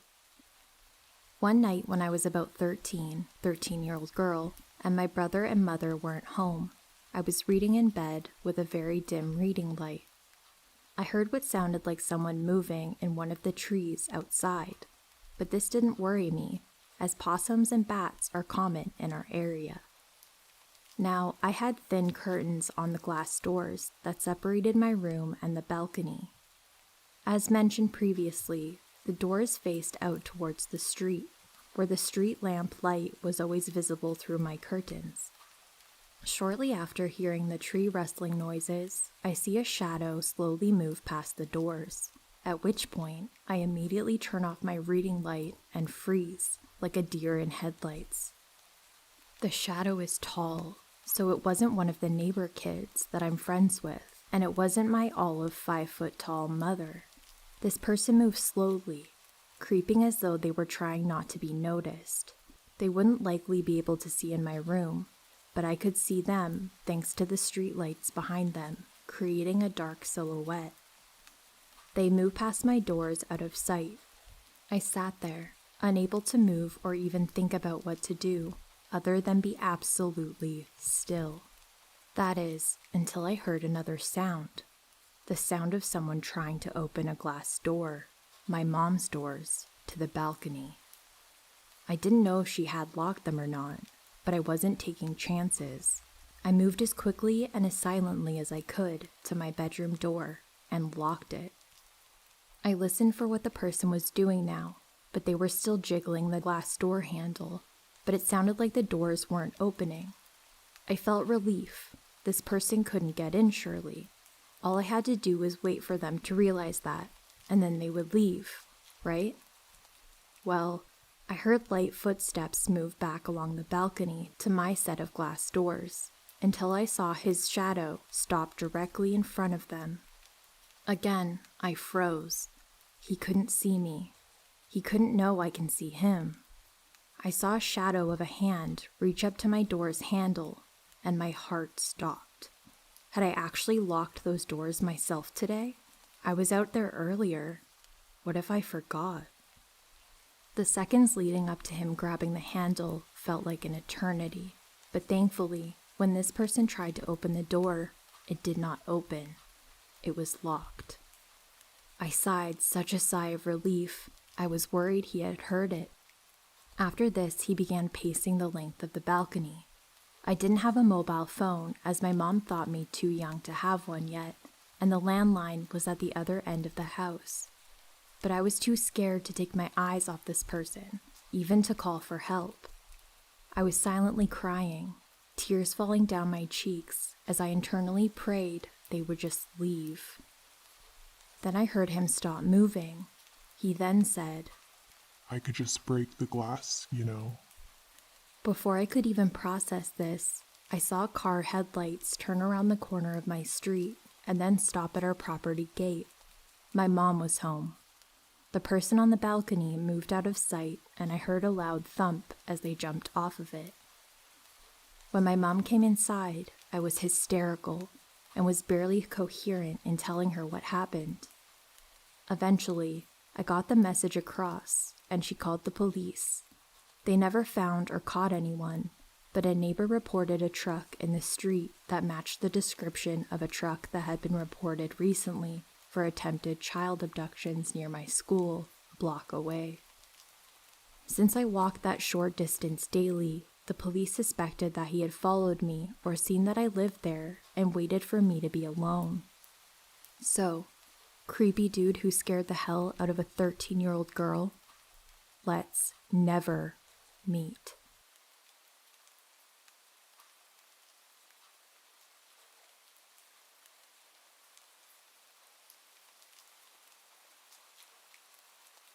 In my town, a lot of the houses are old, so I've actually lived in many active places, but the house that my husband and I bought 2 years ago is very haunted, and maybe not all by nice things. The house is 120 years old, but it was flipped, so it also is like it's brand new. It's really kind of odd how the old and the new have come together here. When we moved in, I felt such a lovely energy in the house. The flipper had told us that he used the house to teach his son the business of restoring a house, and they'd spent 9 months bonding over it, so I felt it was their energy I picked up on. He also told us that when he acquired it at auction, it had been badly vandalized, as it had been empty 6 years. It still had been furnished. There was even still rotted food in the long dormant fridge, as though the previous owners had just got up and walked away one day. For a long time, the only thing that would happen was that one of us in the family would suddenly catch a whiff of cigarette smoke. It would always be when the family member was feeling upset or anxious at something, and the cigarette smell would come with a deep sense of peace, sort of like someone was hugging or comforting us. That actually still happens. Normally, only one person in the room will smell the smoke at a time. About 6 months after we moved in, a car ran into our house. It hit the wall where my husband and I were sleeping. FYI, being woken up by a car hitting right outside your bed sucks. The car penetrated the siding, broke the studs, cracked the drywall and the baseboard, and then stopped.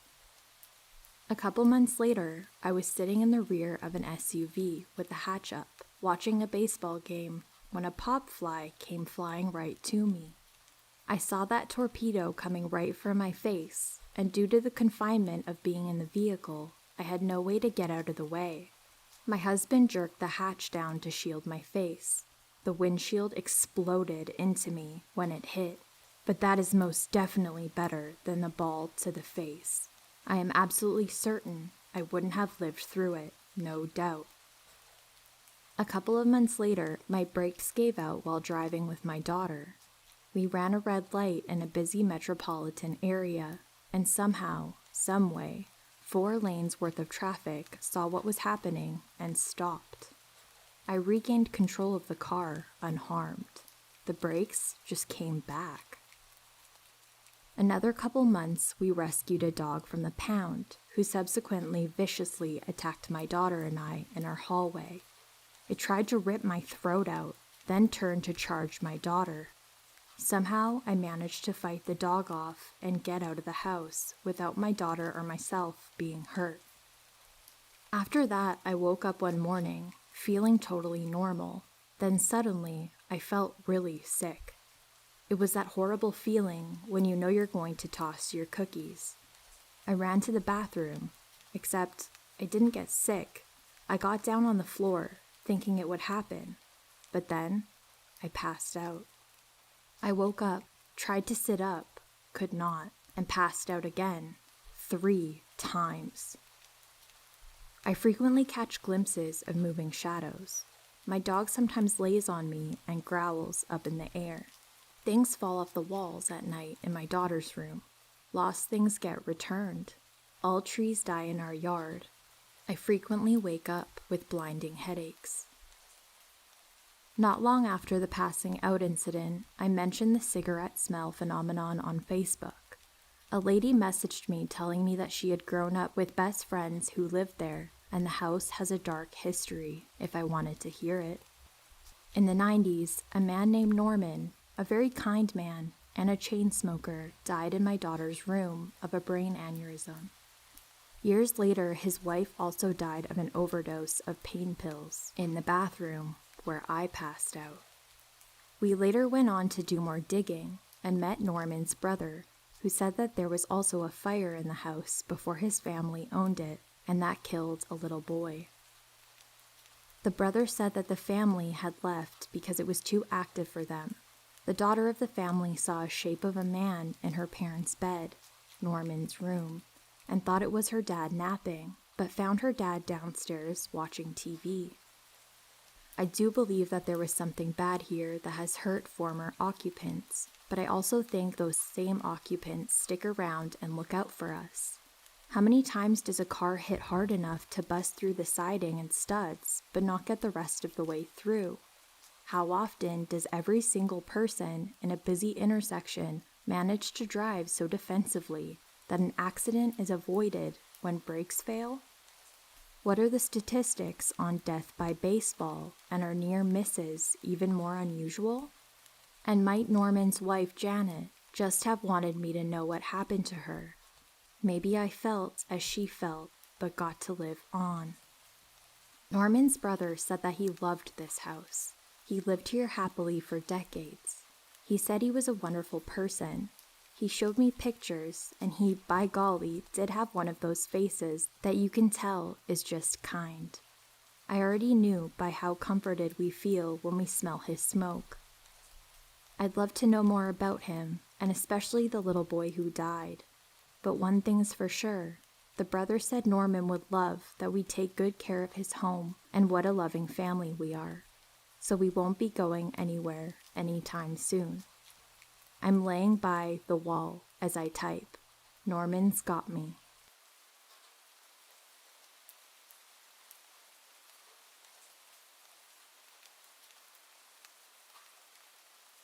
This is kind of long, so bear with me. So a few years ago, one of my friends bought a house. Later on, adopted a dog. From day one, she barked at nothing in the dining room. Nothing at all. She would just stare and bark and eventually calm down and go about her business. One day, Dude hits me up and asks me to house sit while he and his family went on vacation for a week. I saw it as a chance to sit around by myself for a bit and kick it, so I accepted. From the couch in the living room, you can see the dining room fully, part of the kitchen, and the hall bathroom. The first night was kind of weird, but I've lived in a haunted house for 25 years, so bumps, creaks, and shuffling is nothing new to me. I heard all of these, and since it was a fairly new house, I didn't think anything of it. Well, in the middle of the night, his dog just starts barking like her life depended on it. I'm now just lying on the couch, watching her, and waiting on her to stop so I can go back to sleep. Well, she starts growling and then tucks her tail, her ears laid back, and bolts back towards me, crying.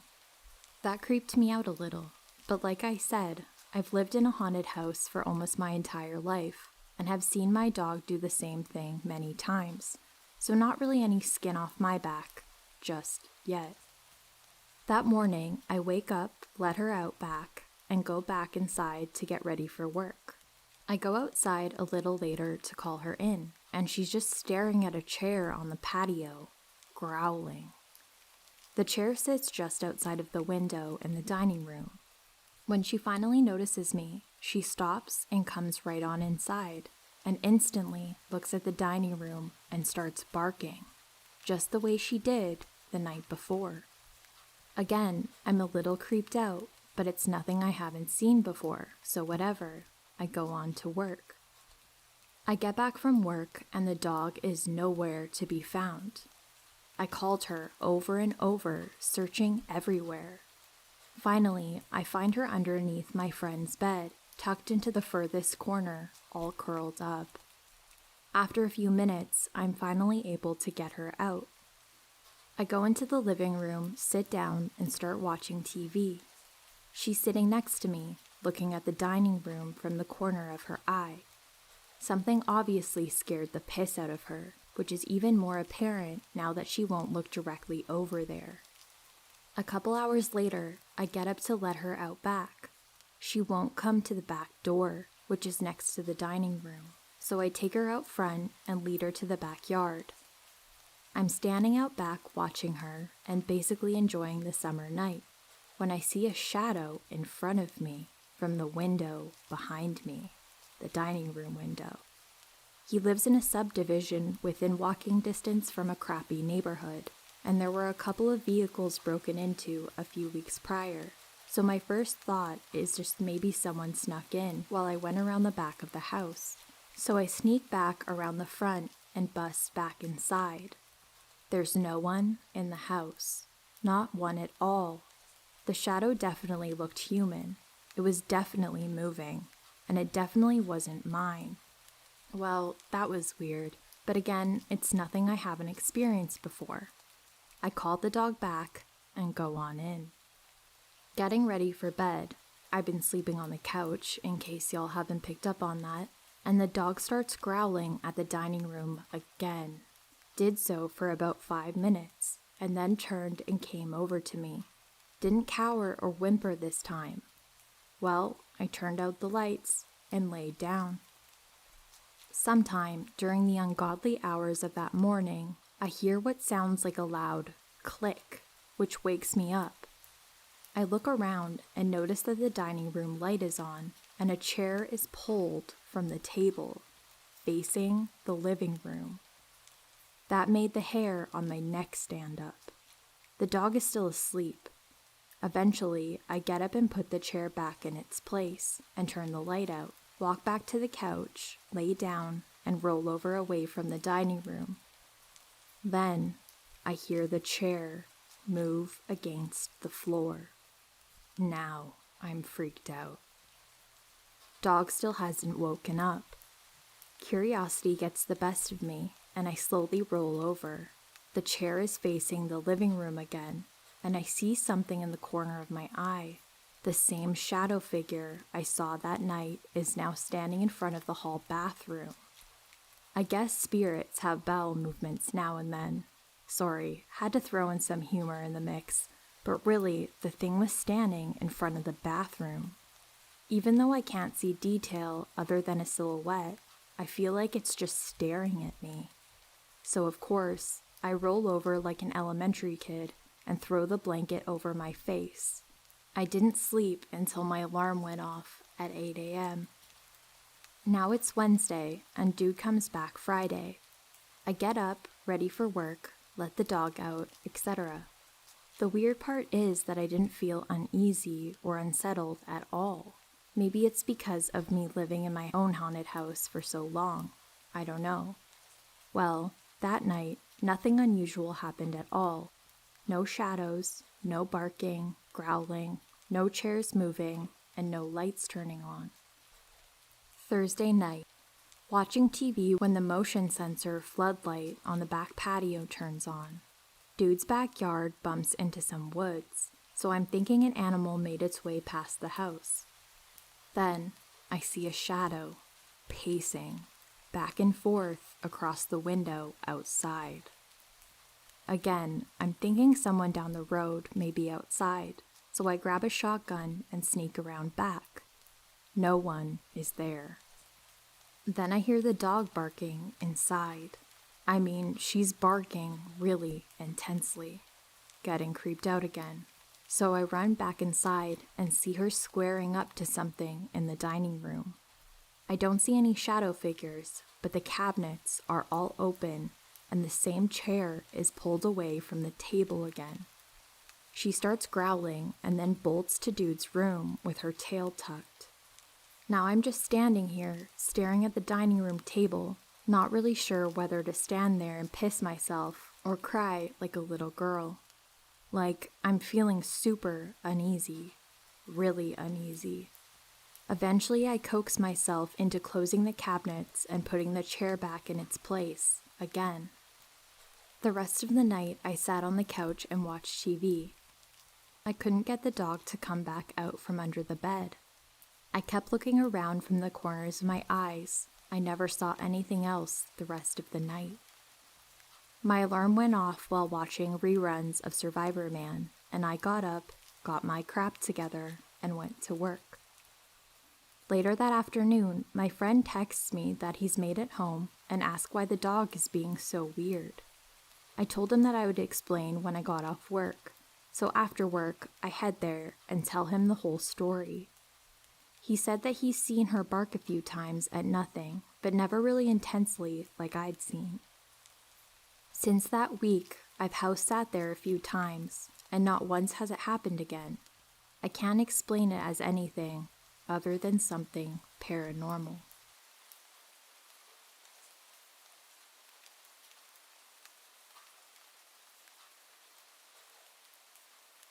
I actually have a lot of ghost experiences, but for now, I'll talk about the year I lived in a haunted house.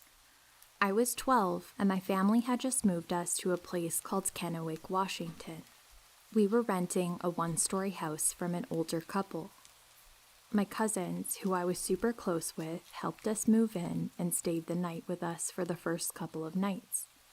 Weird stuff started the very first night. For one, the guest room had a really weird vibe that no one cared for, so they decided to sleep in the living room. I recall hearing knocking in the walls, disturbing me from sleeping well. We all asked each other who was doing it in the morning, parents included, but none of us took responsibility. Another thing that would happen, every night that I was sleeping, my closet doors would open. No matter which house I've lived in, I've needed the closet closed to sleep. I got so scared waking up to see my closet doors completely open that I once tied a chain around the handles to keep the doors closed. I woke in the middle of the night to the sound of the chain hitting the ground, and I watched my closet doors open completely right before my eyes. I was so frozen in fear. I couldn't move. I could barely breathe, and I somehow fell back asleep that way. After that, I accepted that those doors would remain open. Also, every morning that I woke up for school and walked down the hallway, it would feel like someone rushed out of the guest room and followed me down the hall, right on my heels. I would sit down on a chair in the living room and feel whatever it was go past me and into our kitchen. I eventually got used to it, as weird as that sounds.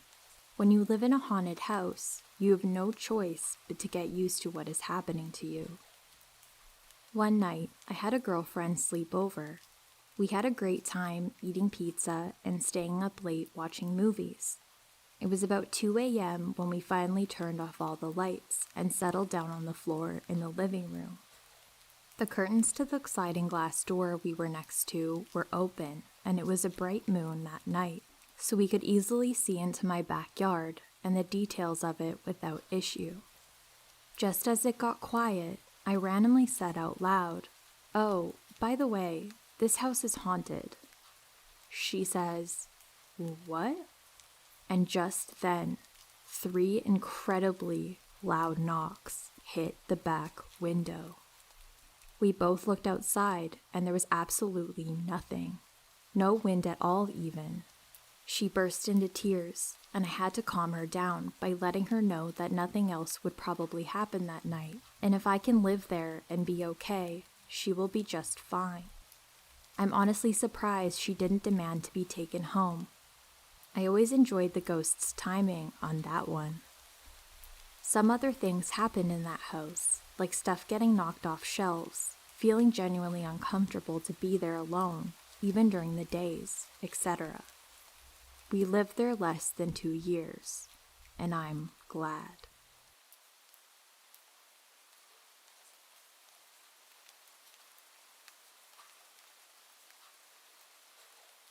This happened in April.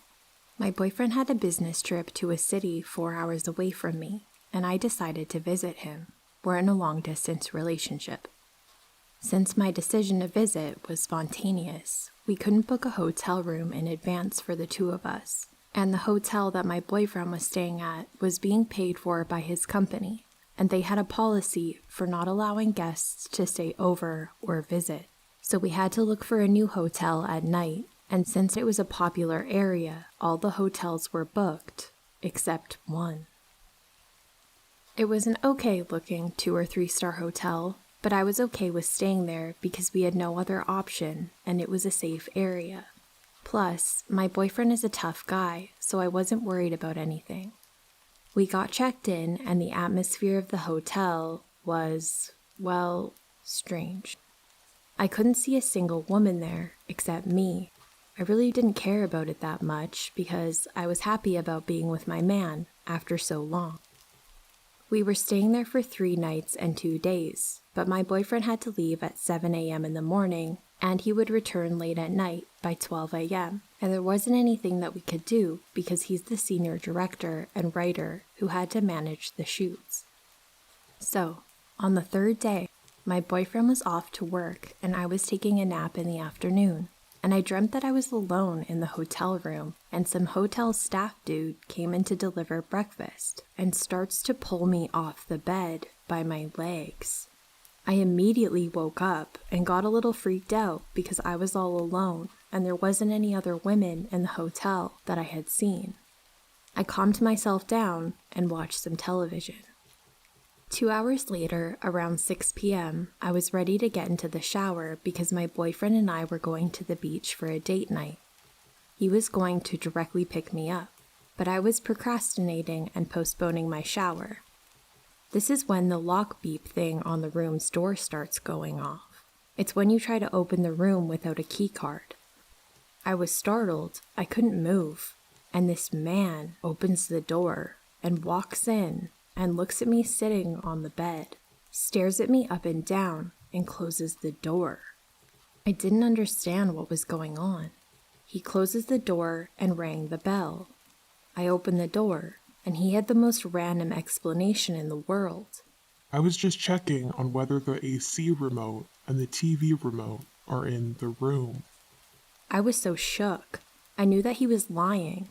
I ordered food and other stuff a few times a day, and the staff probably knew that my boyfriend left pretty early in the morning and wouldn't come back until late. They knew that I was alone all day long. I asked him, "How can you just barge into someone's room like that?" He said that he didn't know someone was in here. Another lie, because they have a fucking register.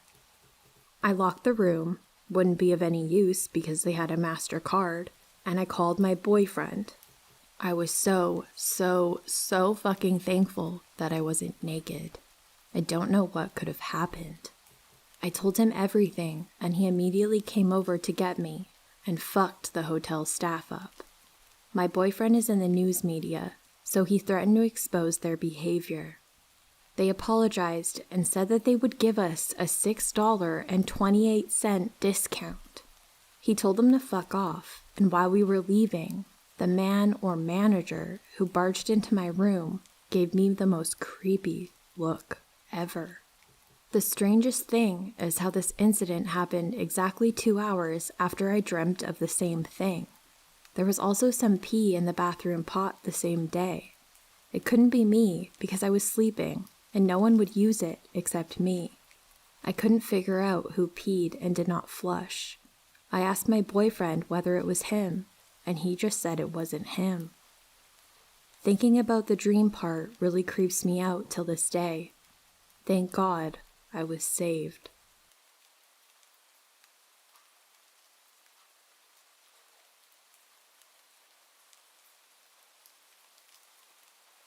It was Atlanta 2005-ish. My best friend was in town, and she was able to get us a nice hotel room near bars with her points. Pre-Uber and Lyft, obviously. We got back to the hotel late but before midnight, and we were intoxicated, but not blackout drunk. We got ready for bed in our jammies and fell right to sleep in the queen-size bed. She had accidentally put down that she was one occupant on the reservation, and we didn't bother to update it upon check-in. Several hours later, I woke up bleary eyes and saw a tall man just staring at us, and in my stupor calmly asked, "What are you doing here?" My friend then woke up at the sound of my voice and asked what was going on. He seemed frozen, like a deer in headlights. He told us he was hotel security and that there had been a report of a disturbance, and he was here to ask us to quiet down.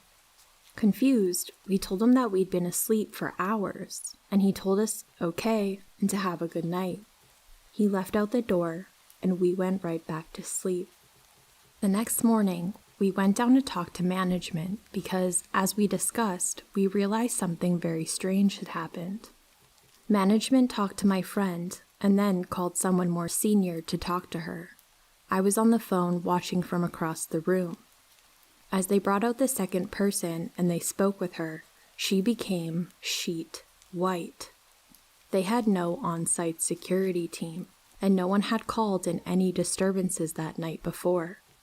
They immediately moved us to a different room and upgraded the rest of our stay. To this day, I wonder if that room was targeted because it was only supposed to have one woman in there at the time, and when the person saw the two of us, they panicked and decided not to move forward. I also wonder what would have happened if our reaction was not tempered by alcohol and dreaming state. If we had screamed, would that have triggered something more sinister?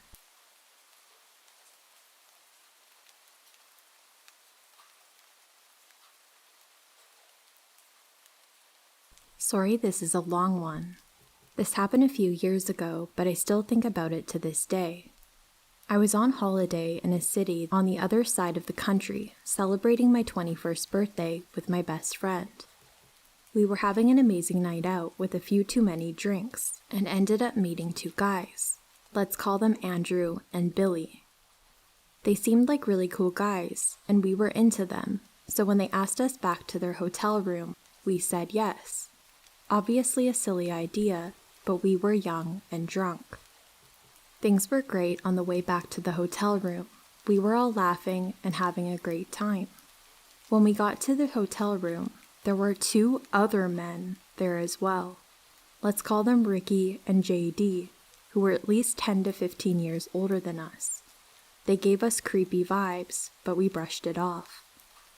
We asked Andrew and Billy who these guys were, and they said that they were their colleagues, as they were in the city for work, and the company paid for their rooms. So Andrew and Billy were in different rooms, but we were all partying in Andrew's room that he shared with Ricky. I got a little too drunk, and my friend put me to bed. She said that she was going to Billy's room and asked if I would be okay with Andrew, and I said yes. Keep in mind, my friend didn't have a phone either, so we basically had no way of getting in contact with each other. Another stupid thing, I know. So I'd been in bed a while with Andrew, just talking and chilling, when he says, "I just have to pop out and I'll be right back." I assumed he meant just out of the bedroom, not out of the actual hotel room, but he left me in the hotel room to get something from Billy's hotel room. Anyway, I was just watching TV in the bed when the bedroom door opens, and I assumed it was Andrew, but my heart sank when it was Ricky, the weird colleague. He walked into the room and sat on the bed. Keep in mind, I'm very naked at this point, trying to cover myself with a blanket. He said, "You do realize everyone has left you alone in here, right? It's just you, all alone. No one is here, and no one can hear you. And continued edging closer and closer to me on the bed. At this point, I was completely speechless and absolutely terrified. I was completely frozen in fear, and I had no idea what to do.